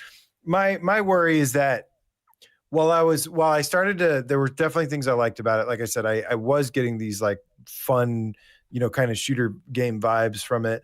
My worry was that within the first 3-4 levels, I was already starting to see some of the same enemies. The thing that I liked about it the most, I was like, okay, I'm now starting to get these same enemies, and some of these boss fights are the same mechanics to them. And so I was like, I was worried that by the 3rd, 4th level or something, that it was already starting to get a little repetitive. And I'm not sure how that's going to progress, but history would tell me that maybe that's going to continue for some time. Yeah. I see Mischievous Markio in the chat saying it's really hard to want to buy this game after just getting into RoboQuest. They're miles apart. Honestly, like with RoboQuest getting multiplayer support, I absolutely would go for RoboQuest. RoboQuest is really, really good. Yeah. And it's intentionally cartoony, and it's, I don't know. Yeah, there's a lot of game there, a lot of depth there, and I don't think that this is bad. Like, nope. I really don't. I actually kind of appreciate it more than Windlands 2. In some ways. I think it has better variety than Windlands 2. I think Windlands 2, it may have had more depth, but I think this has more variety to it. And it's just, it feels a little bit more polished. It may be a little bit less like ambitious. It is pretty ambitious in some ways though, but I feel like it's just a little bit more cleaner and less sloppier than Windlands 2 was. Yeah, I don't. It's such a tough call. I obviously enjoyed Windlands 2 so much more, because the platforming segments that they kind of shove in this, they like force you into these tunnels where you can't kind of do anything cool, right? And then you're just kind of avoiding these laser beams or something like that. Whereas like all of Windlands 2 was a platforming challenge, right? But it felt like they was kind of, again, shoehorned these segments in to get some platforming elements into Titan Isles. I don't know. I think I feel like Windlands was just more even throughout because you were constantly being challenged, getting from place to place, and then and then you still had the same cool multiplayer aspect of you like kind of encircling a boss. And I actually think some of the boss fights in Windlands 2 were better than Titan Isles. Just like more exciting, more impactful. I don't know. I mean, maybe more exciting, maybe more surprising. But I don't know. At least at first, I feel like at first, the first couple one or two bosses, like I was pretty excited to get to the bosses and fight them. But again, they kind of started feeling like already starting to get repetitive after the first two. I was like, okay, that did kind of take away from it a little bit, but. Well, listen. I've had the benefit of, and I'm trying to keep my my conversation limited to the first 4 levels. I've had the benefit of finishing the game, and so I would love to continue this conversation with you next week, where after the review embargo goes up, and I can hear what you think about the rest of the game, and if you feel like it gets repetitive or doesn't. Yeah, well. That'll be wait to be seen. It would be nice if there could be some, if it does change it up or because that would be a nice surprise, because it's first 4 levels or so, and there's like these like multiple routes that you can take on each one. Did you know the difference between those, but within the first few levels? I mean, the difference is it drastically different, or no? It's not from what I could tell. It's almost. I was a little bit bummed because trying a different path means you're using the same assets, right? And so the same biome, just like a different kind of configuration to the level. And so the game asks you to pick a path through, and it's kind of inconsequential, where to the point where like I kind of wish they, instead of making 5 variations or 4 or 3 or whatever it is of each level, why not just make the level kind of bigger and more interesting and give us one path through it? I did think the paths to the boss were kind of short. Like I do feel like you could have gone for a longer time before you get to the boss. I felt like I killed like 3 enemies and then I was at the boss. Like there was like one area. Was that because I was skipping anything, or I don't know. It was weird. I mean, it really depends, right? Because again, like so when I was playing alone, I was kind of just like zooming right to the end of the level. When I was playing with other people, we were really taking our time and exploring, and so that can cause you to have drastically different feelings about the length of about each level, right? When you're taking your time and exploring, because these are strangely open levels, right? Even though there is a path, there's a path forward, and there's caves you need to go through, and this and that, and kill all the enemies before the gate opens to the next area. There's a lot of exploration, and if you choose to explore, then you can spend like a half an hour in each level, and if you choose not to explore, you can be out of there in, I don't know, 8 or 9 minutes probably. I felt like I was blasting through it. Alhembe 2Y Underground Stranger Gamecat Elitist name squad in the house says, what is your favorite is color? The price? It is €24.99 euros and 19.99 pounds. Yep. Yeah. Good stuff. Which, it's a decent price. Yeah. I think it's a pretty decent price. I don't know how long the game is, but this does strike I'll tell you later. This strikes me as more, the $20 range kind of game, sweet spot, but it does have like multiplayer, and you can play with your friends. It's just nice. But I don't know, man. I feel like this is a really, I don't know how much the PS5 audience is gonna, really be interested in this. I think it's a good game, but I don't know if it's the right fit for this platform in terms of the kinds of things that PSVR2 gamers look for. I know our audience really well. I know there will be some people that really, really enjoy this. Mm-hmm. And they're not wrong for enjoying it. But I also feel like there's going to be a good chunk of people that just skip this entirely because the way that it looks, or the features that that it has are not the same features that they're typically like looking for on this platform. Yeah. I think the price is fine. Izzard, I played with Izzard. He's in the chat. He says the price is fair. It seemed like everybody I played with was on the same page, right? We were talking about like, so far, like what would you rate this? And we were coming up with numbers and, talking about our pros and cons and everything. And we all felt like we were on this. I think we were all on the same page. It wasn't like I was some like weird outlier where I was like, man, I'm just kind of I'm just kind of unimpressed. It's a little underwhelming.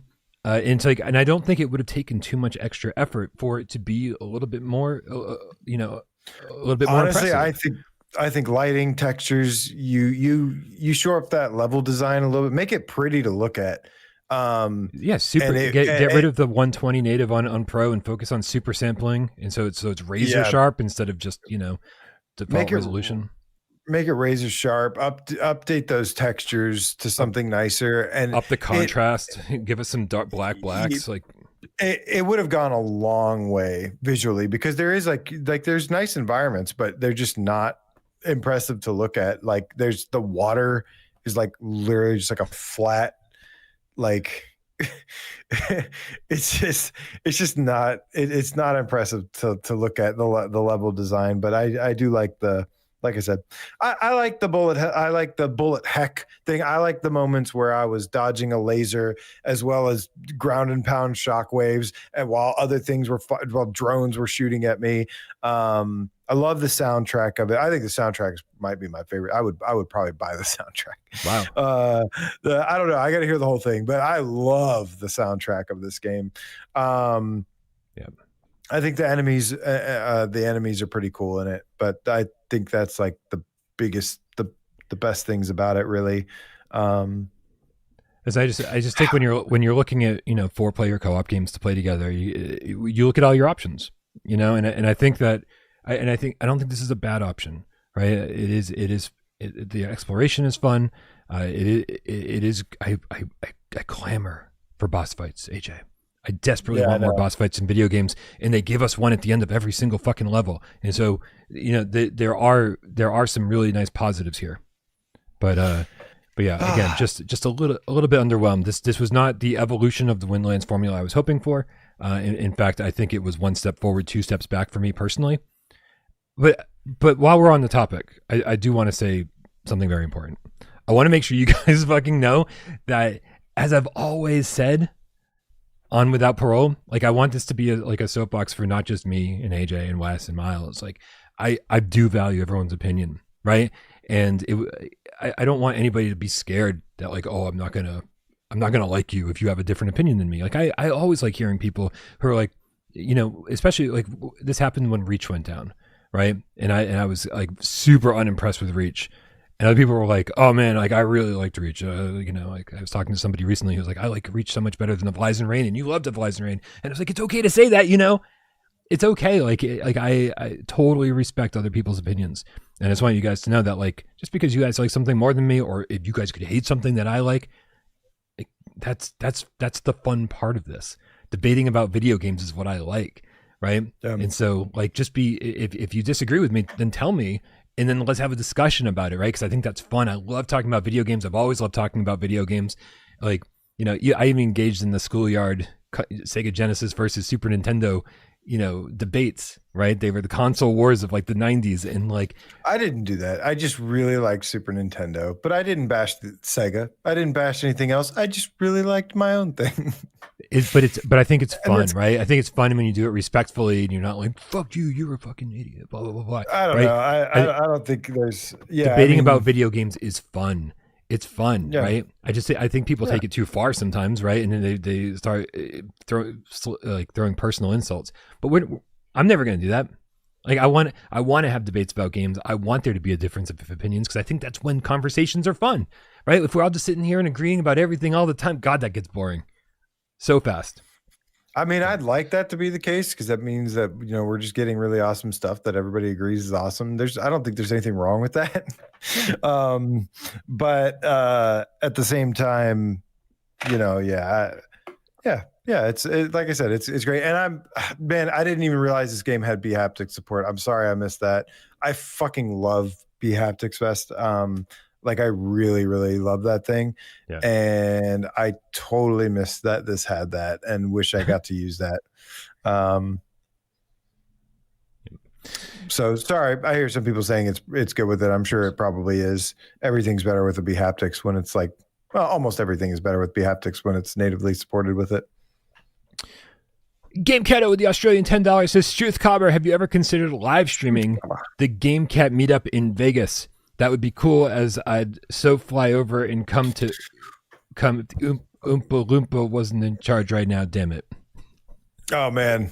No, we send live updates in many ways. We do like pictures and, talk about, things, share some things. We share a lot in like the Discord, live updates, all sorts of things, keep everybody in the loop.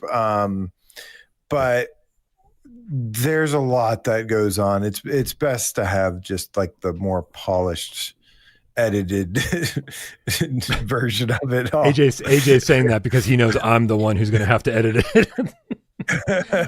Yeah, I mean, listen, like we do absolutely. It's not live streaming, but yeah, you can stay up to date with everything that's happening at the Gamecat Meetup by being on our Discord and by keeping an eye on the Meetup channel, because everybody who's there is going to be posting pictures. We're going to be taking selfies with each other. We're going to be taking short little videos of the things that we're seeing and posting them there. And then that's kind of what I take all the videos from and all the images from when I do put together like the 90-minute Gamecat Meetup edited video, right? So you can kind of be watching it as it happens before the edited video goes out. And I do encourage every single person who's coming, like, free up some space on your phone, like film everything that happens and send it to me, and I will throw it together into the into the final video. Yeah, I don't even know what we'd stream, to be honest. Like, I really would like to stream Gamescast live, right? And last time, I think that we were in the hotel lobby last time. I don't know if the room that we've got this time has a solid enough internet connection in order to do that. But if it does, maybe we can make it work. Oh, no, hotel Wi-Fi? Absolutely not. Probably I refuse. Not. Yeah, probably not. Sounds like a nightmare. Yeah. But yeah, oh, hold on. Gamecat with another $5 says, Mateo's PSVR2 video was just clickbait. In the vid, he just bags it out. Is that like talking shit? I don't know. Saying it'll be dead in 2 years due to not having any first-party support. Well, we all know PSVR is dead because it doesn't have first-party support. And I guess that means Quest is going to be dead in a couple of years because they've just shut down all their first-party studios. Makes sense to me. VR's over, guys. Let's see. Oh, Jesus. What the fuck? Gamecat is funding the entire show. the entire stream, yeah. Gamecat with another Australian $50 says, I love the storm suit in Titan Isles. I feel like Iron Man. Yeah, that is a good point. That is something that crossed my mind. Is some of the characters actually have the little hand jets. There is this little, hey, this is like Iron Man feeling to it. Yeah, but did you use those over just the regular basic jetpack? No, it gives you a little bit more mobility, but some of the other characters that, like the Goliath that has like the shield and the turret, he has those little hand things, and it works better with him.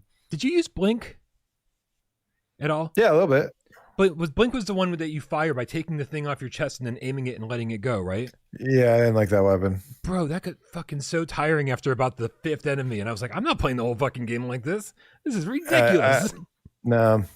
Okay. I only wanted to do it because of the wall running. I wish they had like a sword or something. Scott like said, no, he's not. I'm doing my part. Scott, thank you. Everybody appreciate your contributions. It's not just Gamecat. I apologize. I didn't mean to exclude anybody. I love you all so very much. Okay, hold on. But this was only the first line of his tip. Incredible how high up you can fly. It's a bullet hell game if you play it on hard mode, but casual fun if you play it on normal. And depending on the suit, it changes everything. Love it. See, this is what I'm talking about.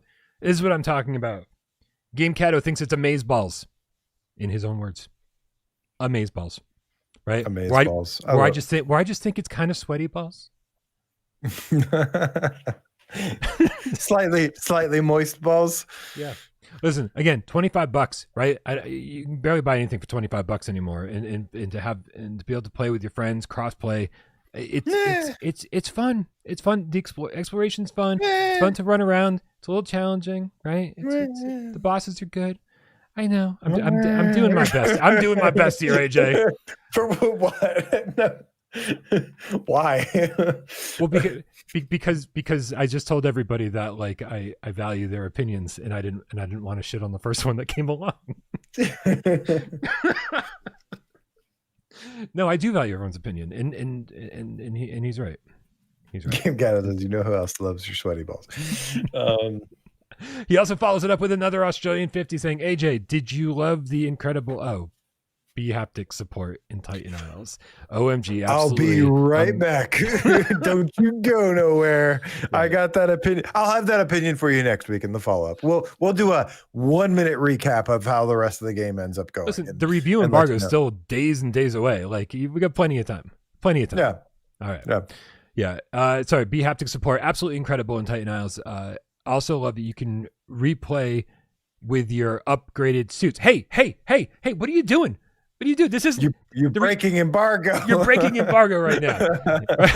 You can't talk about New Game Plus.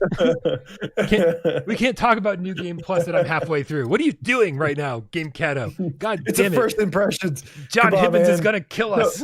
Don't be a narc. The game definitely isn't nerfed if you play it on hard mode. Well, then they should have adjusted normal mode, right? Anyway, if you don't use Stormsuit, if you don't use Stormsuit, okay, well, yeah, I died a couple times.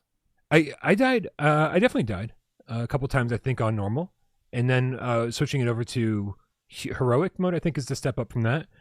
And we actually failed 2 levels, I think. I didn't fail. Yeah, so everybody, so somebody was asking about the health system earlier, and so you have 3 hearts on your wrist. This is so confusing. I never actually understood the health mechanics, so I'm glad you brought this up.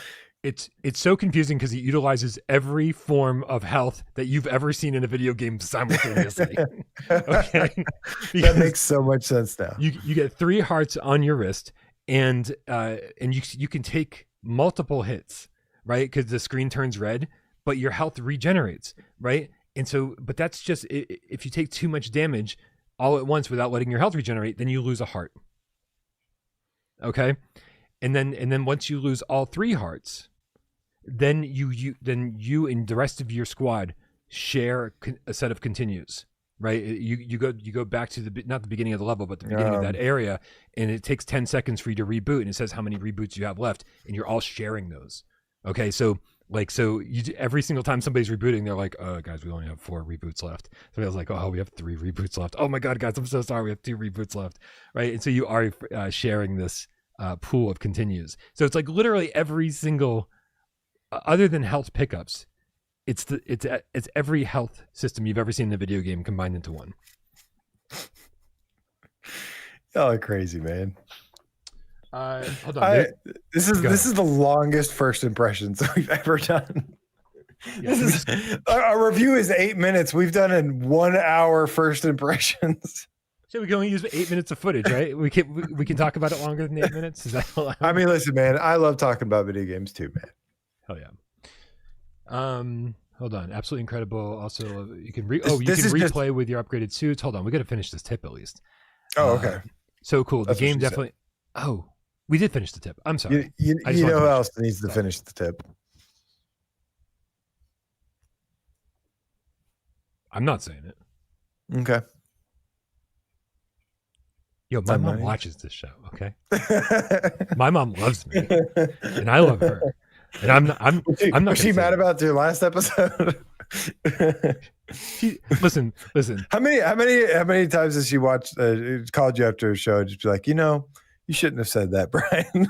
Listen, my dad has been complaining about me swearing on the show for just the swearing. That's it. 11 years.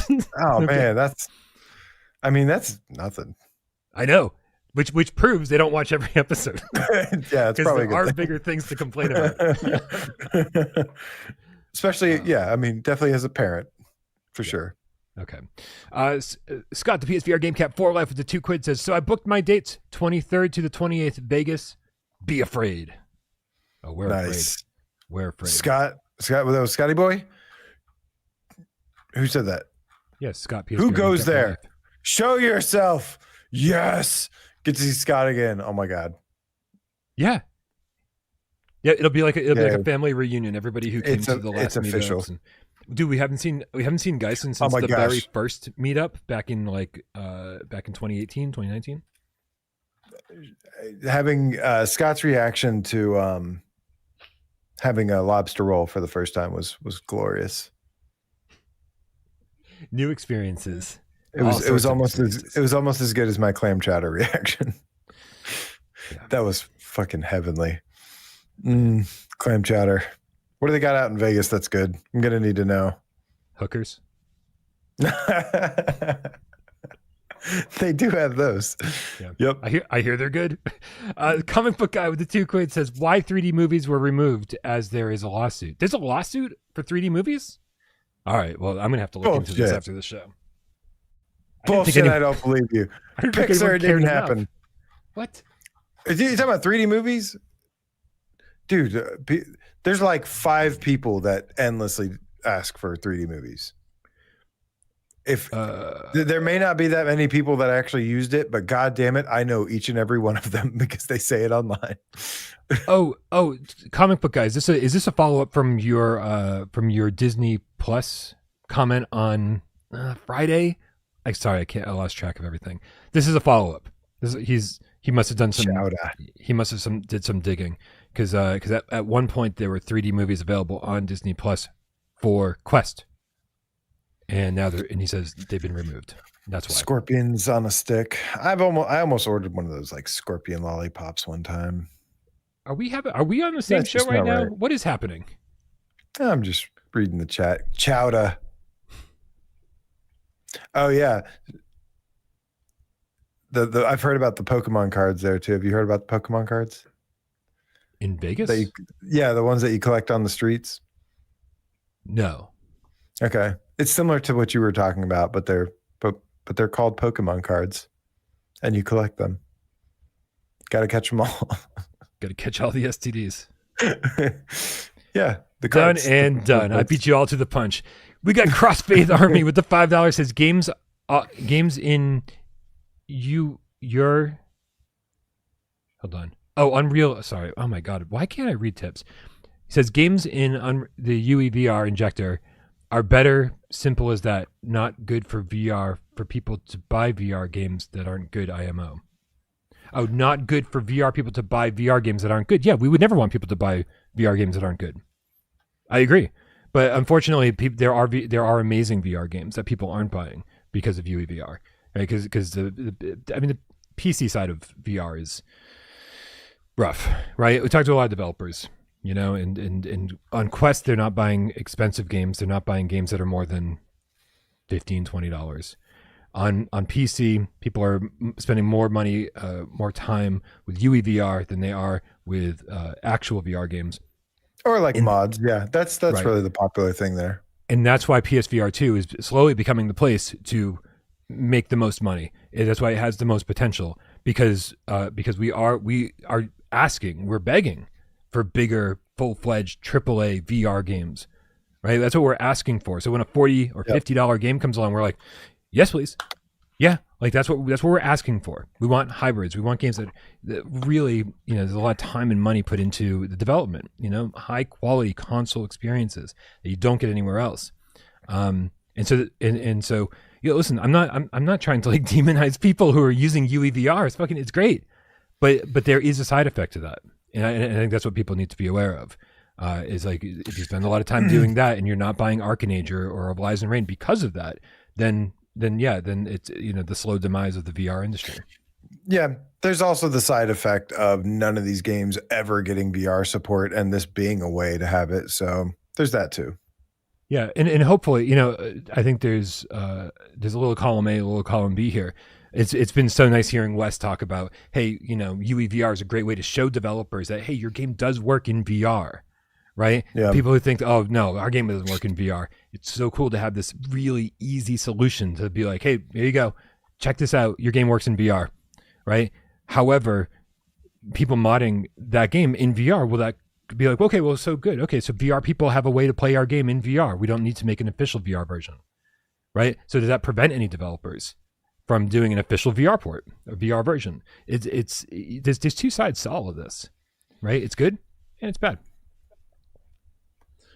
Hold on, we're almost there. Comic Book Guy sent one without parole gift membership. Thank you very much for your generosity.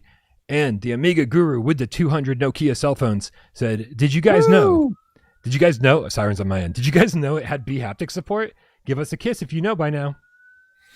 Gives us a kiss. Yeah. So anyway, I mean, I should be playing things with B haptics, but Really should. But knowing that most of our viewers don't have a B haptic suit, knowing that most of our viewers don't have a PS5 Pro, right? Knowing that most of you guys don't have a flight stick, like I got to spend a majority of my time in each game playing the way that you guys are going to play. I got to play most of the games I'm playing on my standard base PS5. I got to play without the right, but I should at least be putting on the haptics vest or whatever just to check it out and include that in the review. And so maybe I'll finally do that for this game, because I haven't done a review in a little bit. I got burnt out on reviews, and because they take fucking forever and nobody watches them. And so I will. I'm getting back to reviews with Titan Isles. Aren't you lucky, John? So I'll test out the B haptic support. Yeah, you really should. I think you should, just because it's awesome. Like, you know, I know the thing's expensive. Not everybody can get one, and it's a lot. It's a lot to, you know, take a gamble on something for. But man, like I said, I'm honestly surprised more people don't have one. Because I don't know. I think the price is really the only barrier. I think if it was $200 even, I think everybody would have one. No doubt about it. Because to me, it's the best thing since the aim controller, or pretty much the best thing since the aim controller. But it is, like, to me, in my opinion, kind of next level from that. It is really the next gen, like, accessory. It's just expensive, which is a huge barrier for people, and that's understandable.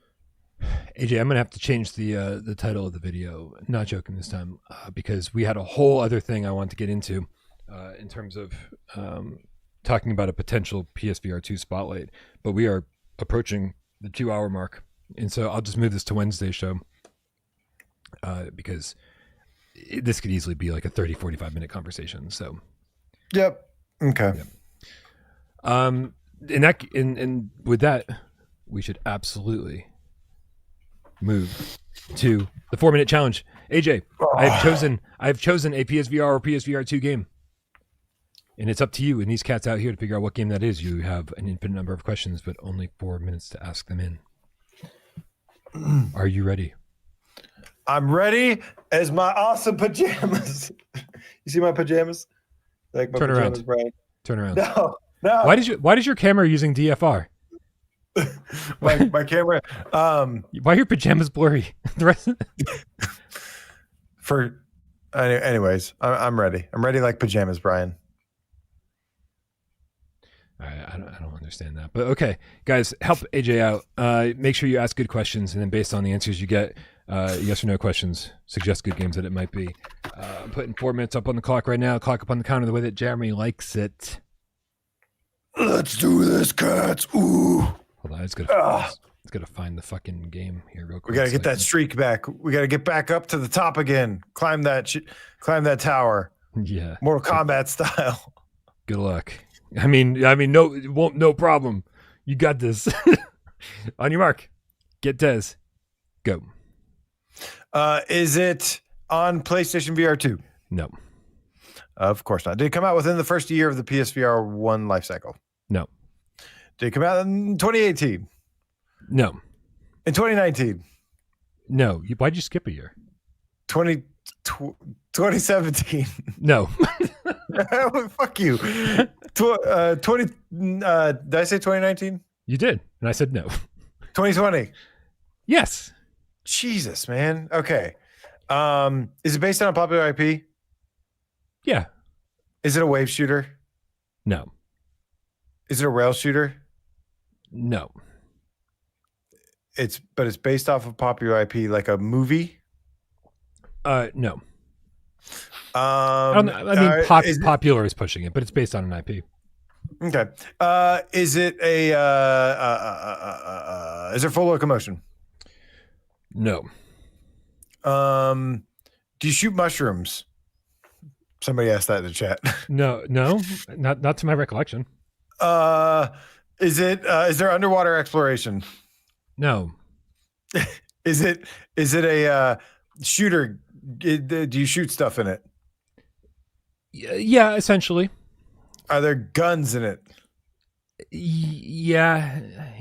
This is leading you down the wrong path. Is there melee? No, I don't think so. You're shooting guns. Is it a rhythm game? Yes. Is it a? It's a rhythm game where you shoot guns from 2020. Oh my god! No way. Did you talk about this game not too long ago? Did you mention this game not too long ago? Bro, I forget what happens in GAMESCAST the second we end the stream. So it's possible, but I doubt it. Does it have bullets in the title? No. What game are we talking about? I was thinking of like Love and Bullets or something like that. Oh, Rhythm and Bullets. Rhythm and Bullets. Okay. Not that game. Okay. No. Yeah. Okay. Based on the popular IP, Rhythm and Bullets. 2020. Hey, you never know. 2020, guys. 2020. Did Pistol Whip come in? No, Pistol Whip's not based on a popular IP, is it? I guess maybe. You said there's no full locomotion. It's a rhythm game. Is there, what came out in 2020? Well, this game came out in 2020.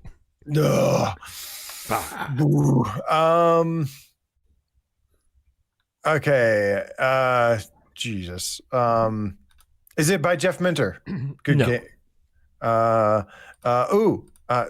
Bulletstorm. It can't be Bulletstorm. Come on, guys, you're killing me. Moss Book 2. No one chat listens to the actual conversation. I don't know. They're worse than I am.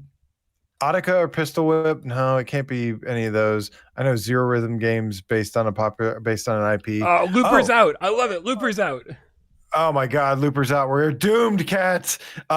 Is it based off of Bubble Bobble at all? No. Or an adjacent series? Is it on Quest or Steam? I will look that up. Keep asking questions. How much time do I have left? I don't know, like 30 seconds. Oh my God. Is it cartoony? Yes.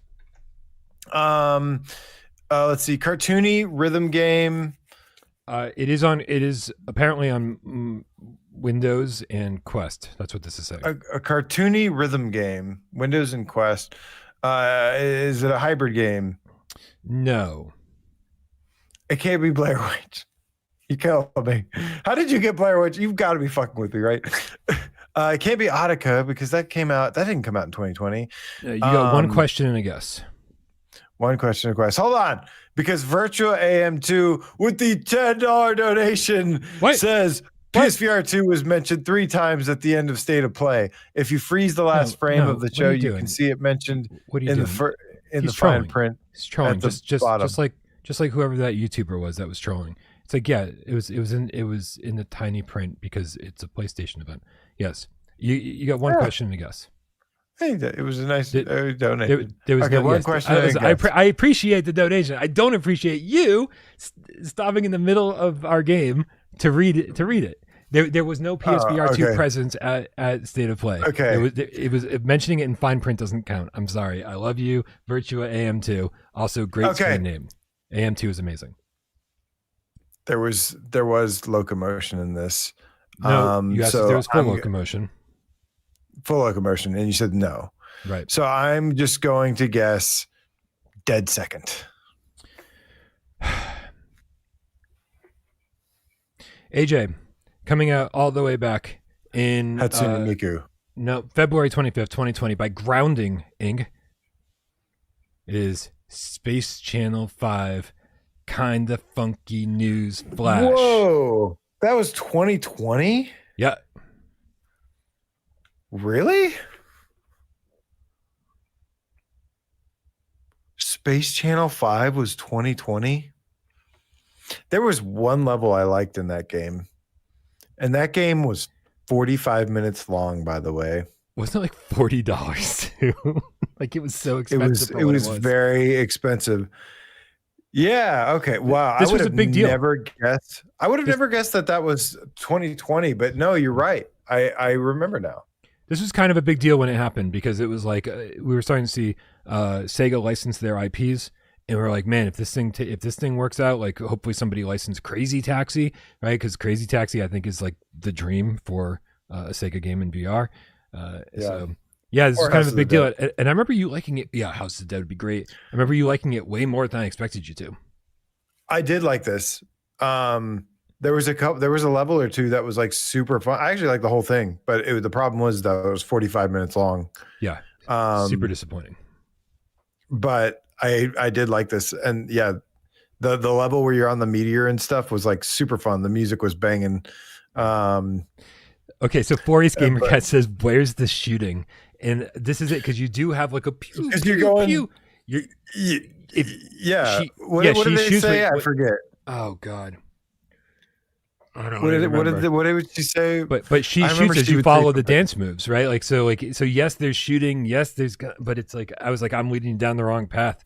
I did not want. I that's why I said it. That's why I was like, yeah. I maybe would have had a chance if I just couldn't fathom that this was 2020. Crazy. But yeah, 2020 was what, Dreams and Saints and Sinners as well. Those came out like that year. When was that 2019? Was Wonder 2021? I don't remember. Yeah, I think so. Ended up being a late gen one. Yeah, we shoot. Did they say shoot? Was that it? Maybe it was. Yeah. Virtua AM2 with the $10 says PSVR2 is mentioned 3 times at the end of State of Play. If you freeze the last frame of the show, you can see it mentioned in the fine print at the bottom.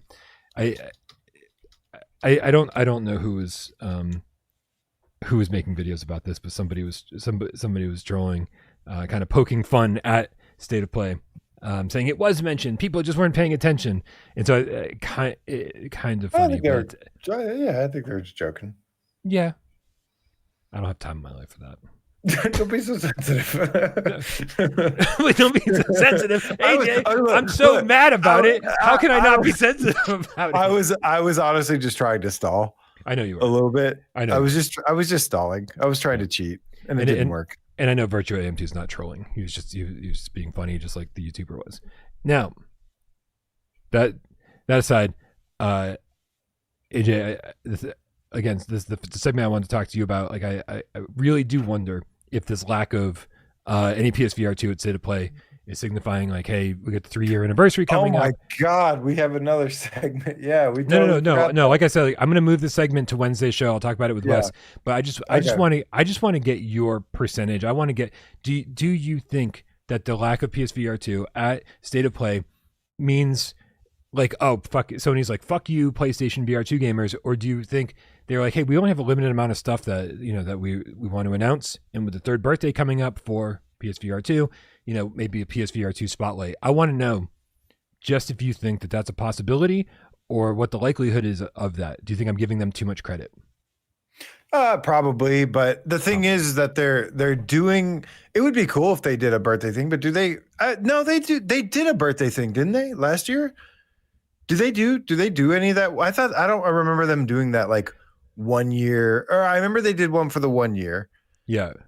The last one we got was in 2024. It was in 2024, and that was the 1 year, and they announced the PC support and other things. You know, they announced some games. They could do something there, but this is the way that I look at it, man, is that look at what got announced last week.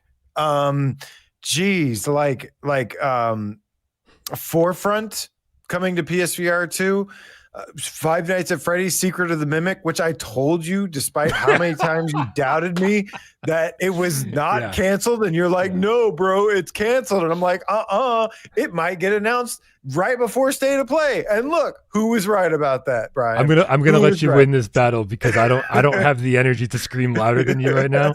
So I'll let everybody think that that's how things went down. That's how things happen. And if you try to disagree with me, I will shut your channel down.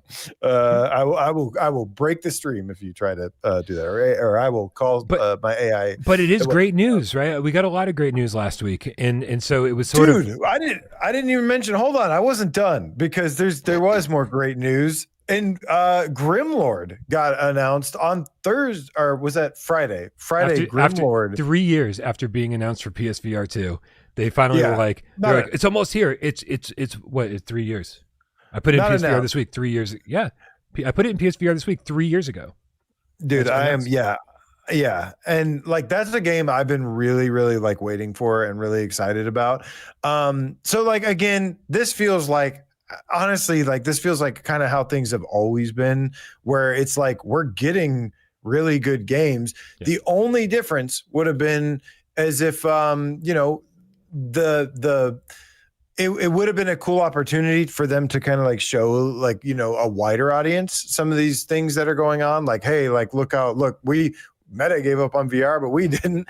It would have been a cool move, but I don't think they have to do that. It may not even be like super beneficial for them to do that. But like I said, the announcements, it's hard to be mad with the announcements we got last week. And knowing that there's stuff like Flight Simulator coming, that's such a big deal. And the games we're getting, and you know, it's just business as usual. It's another day for those that have been following this platform faithfully and you know, been actually paying attention to what's been going on with it and playing all the stuff and you know and whatnot. Like, this is just another day in PSVR land, and this is how things have always been. And at the end of the day, there's kick-ass games that are coming and really cool things happening.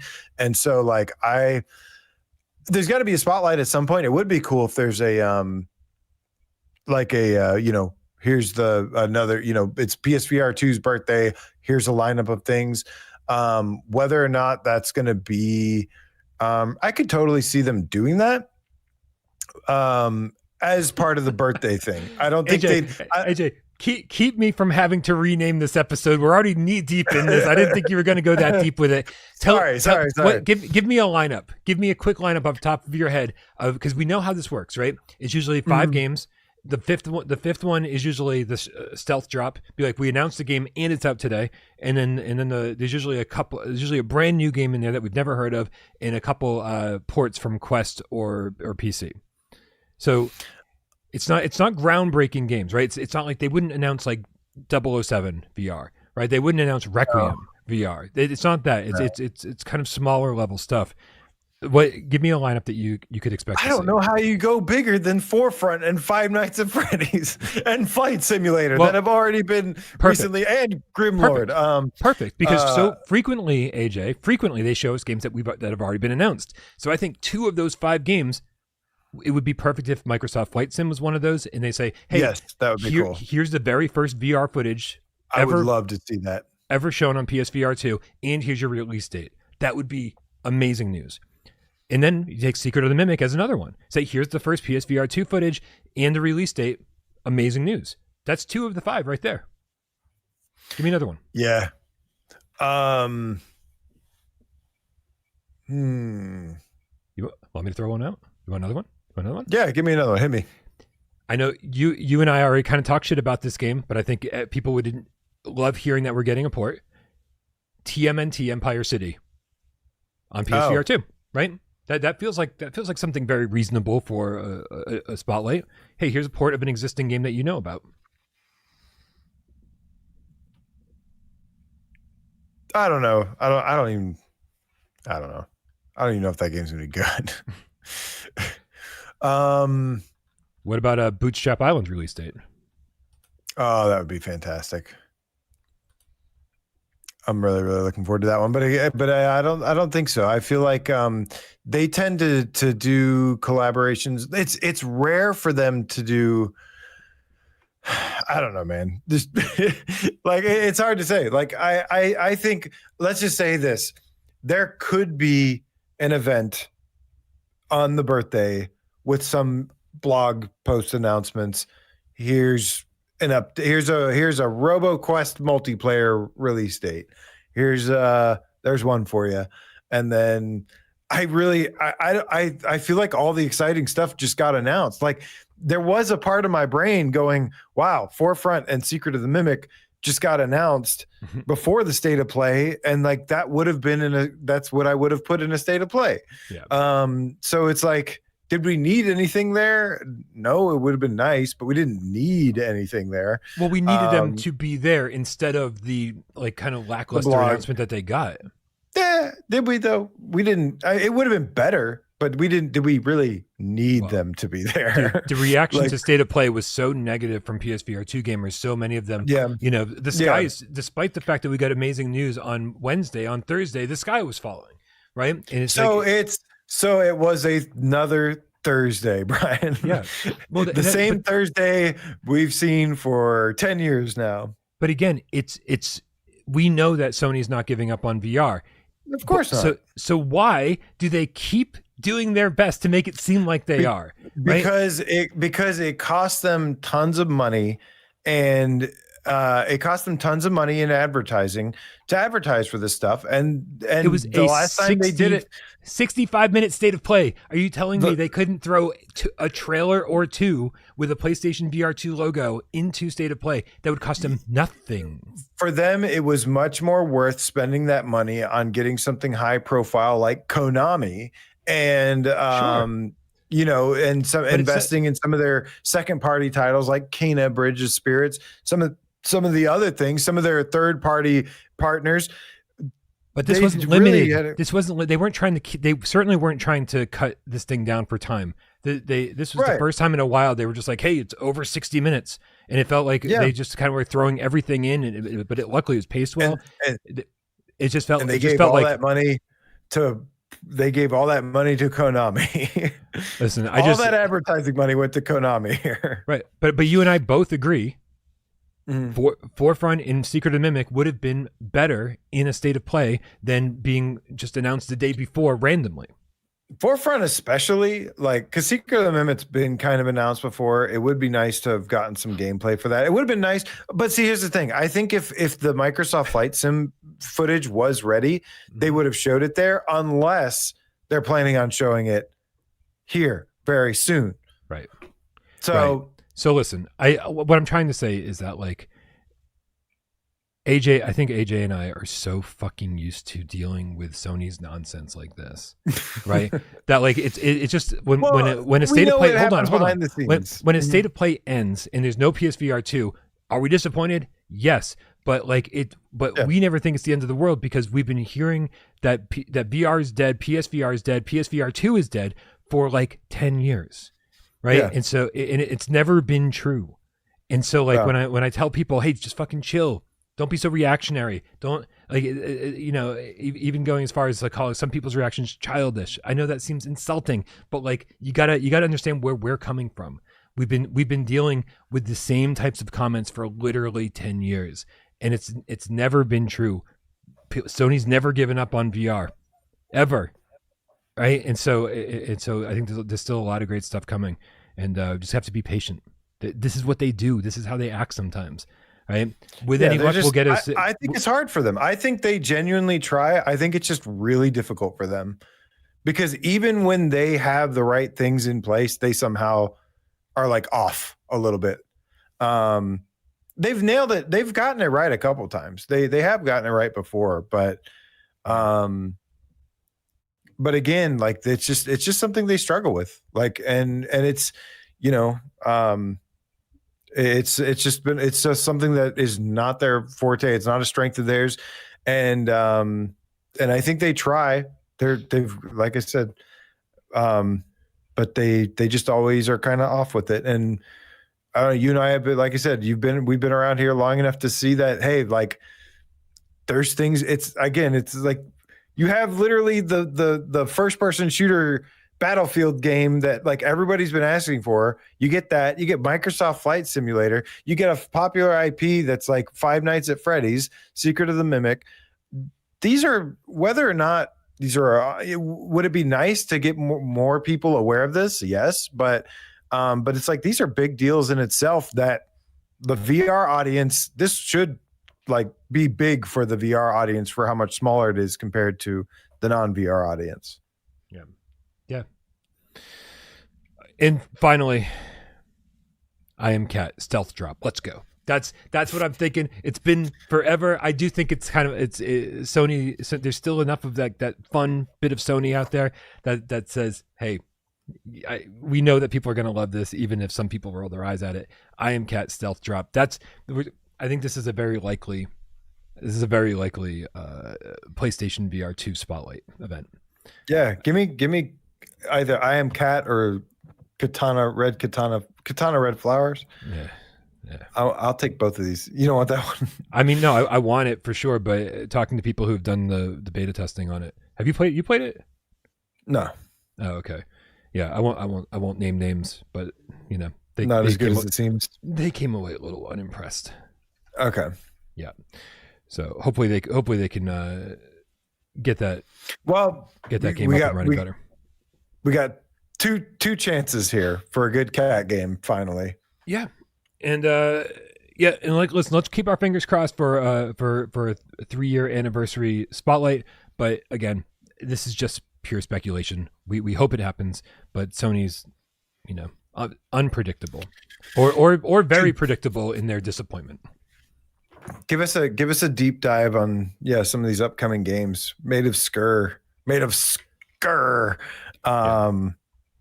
us a deep dive on Forefront and the features it's going to have. I don't know. All I know is that there's still active, really loud and active community that Sony definitely sees. That's for sure. All right.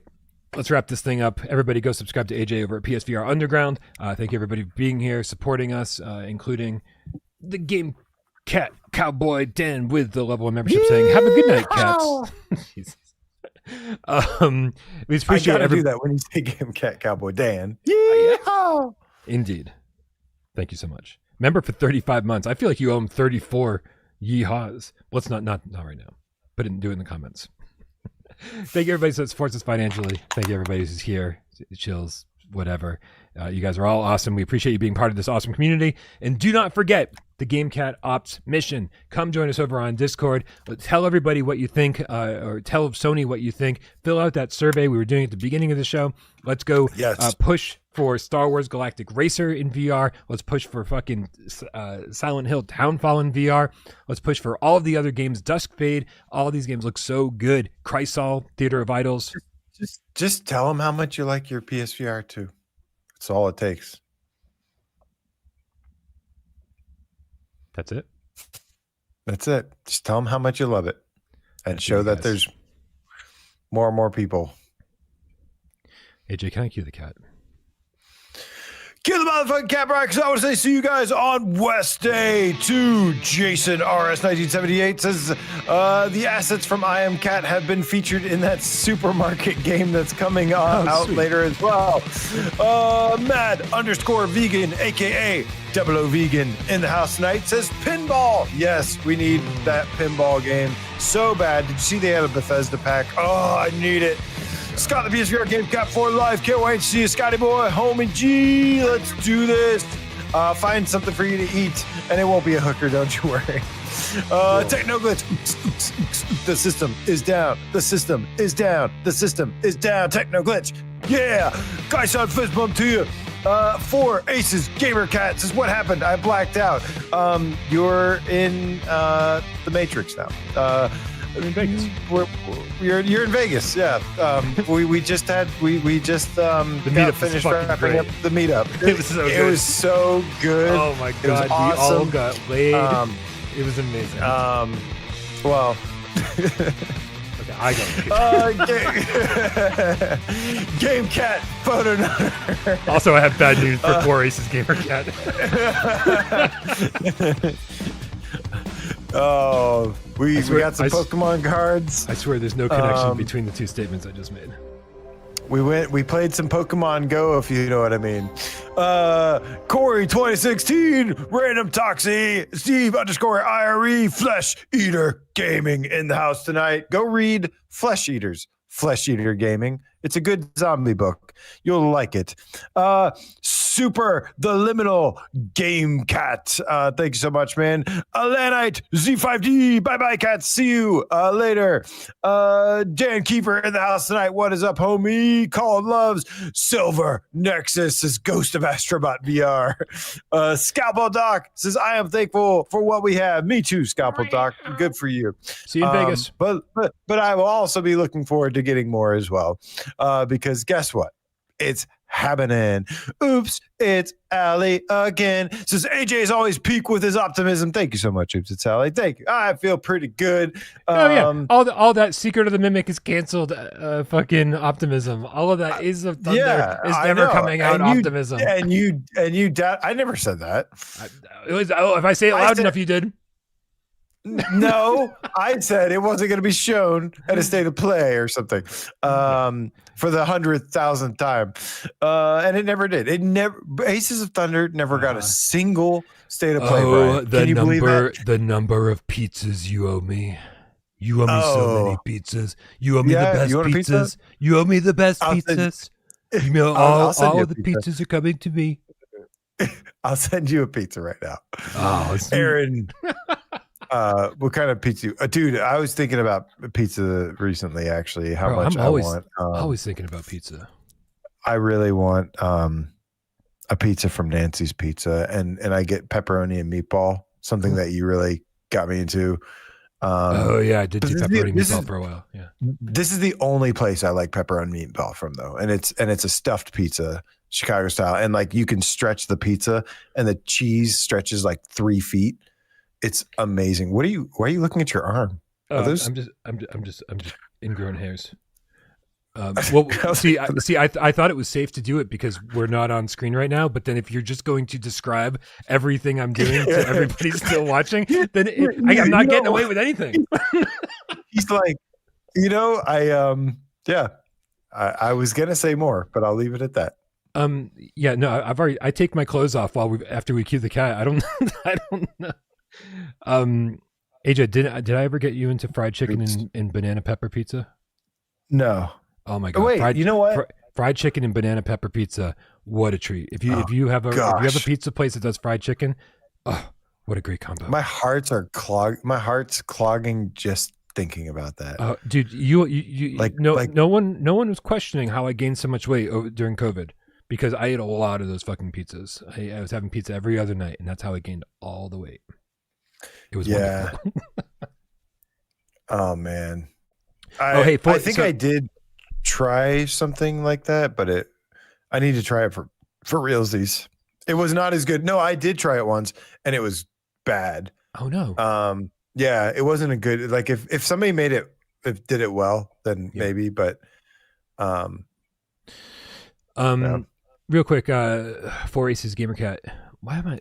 It is Gamercat. No, I kept wondering why I kept saying Gamercat, but it's because his name is Gamercat, not Gamecat. Weird. He says, "Why can't I find the last week's this week, bro?" So I fucking threw my back out. I hurt my back Thursday, and really struggled to stream State of Play with Jamie on Thursday, and then Friday really struggled all day to like even sit up and do GamesCast on Friday, and then pretty much stayed in bed all weekend. I really wanted to do this week, and like next week's this week is just going to be twice as long. My back is finally doing a little bit better today. No longer having those electrical shocks. You know when you hurt your back and you get those electrical shocks and your back's like, fuck you, Brian. Yeah, I don't get those anymore, but it's still sore. That's good. Yeah. So I apologize. I really wanted to have that out. My bad. Gamecat Photo Nutter says Nutella pizza. I've had Nutella pizza, and it wasn't even that long ago. It was like New York style pizza with Nutella, and then it had like pistachio crumbles on it, and it was actually really, really good. Dan Keeper says, "How'd you hurt your back, bro?" I don't know. I stood up. I slept on it funny, like just getting old. It's either getting old or getting fat. I can't figure out which one it is, but it's probably both. It's just so easy to hurt myself these days. I don't know what happens. Like I didn't fall down a flight of stairs or anything. It just woke up and I was in pain. So yeah, no idea. Bro, we gotta end this thing. We're getting up to 2.5 hours. Can we just like hang out for a minute? Dude, want me to turn the cameras back on? Like, you want to just keep hanging out? No, because I think I'm done. I ran out of things to talk about. I'll put my shirt back on. Really, I'm just like really craving pizza now, and it hurts. Oh, Izzard said he sneezed. I'll tell you, that wasn't the cause of it, but every time I sneezed, it was awful. Awful. All right, guys, it's time to go. We love you all. We will see you again on Wednesday. I'll be working on the Titan review. I've also got a video. Okay, I got a bunch of stuff in the works. I'm trying to get back up to speed. I got burnt out on reviews for a while, but I'm fucking back, man. I'm ready to do some good stuff. PSVR. This whole episode is all one really long way of saying be prepared for a PSVR2 Spotlight Saturday or Sunday. Whatever day was the PSVR2 birthday. Honestly, I'm going to go to bat for Monday. I think because it's. What was the birthday? 22nd, 23rd. I think it's 22nd, right? It's 22nd, but so I'm going to go to bat for Monday because it's because I don't think they're going to do anything on a Sunday. Because Sony would they would be late for the birthday. For PSVR2. It's the only thing that makes sense. Yeah, of course. Yeah, so here's. They did it on a Saturday before. They did the last one. I remember they did it on a Saturday. All right, well, they've done it on a Monday before. I checked. They did 2 in 2024, and one of those was on a Monday. And so that's why I'm hedging my bets on Monday. But listen, if they announce it, I'm going to be fucking ready. I'm going to be ready on Sunday, and I'm going to be ready on Monday. If they announce it's happening, I'm going to be ready to go live, and so that we can all like celebrate each of the announcements together. So how much longer do you think we could draw this show out? I don't know, it's time to go. Let's go. Let's get out of here, guys. Good night. We love you so much. Thank you. And see you next Monday, cats. Yeah, what AJ said. Good night, everybody.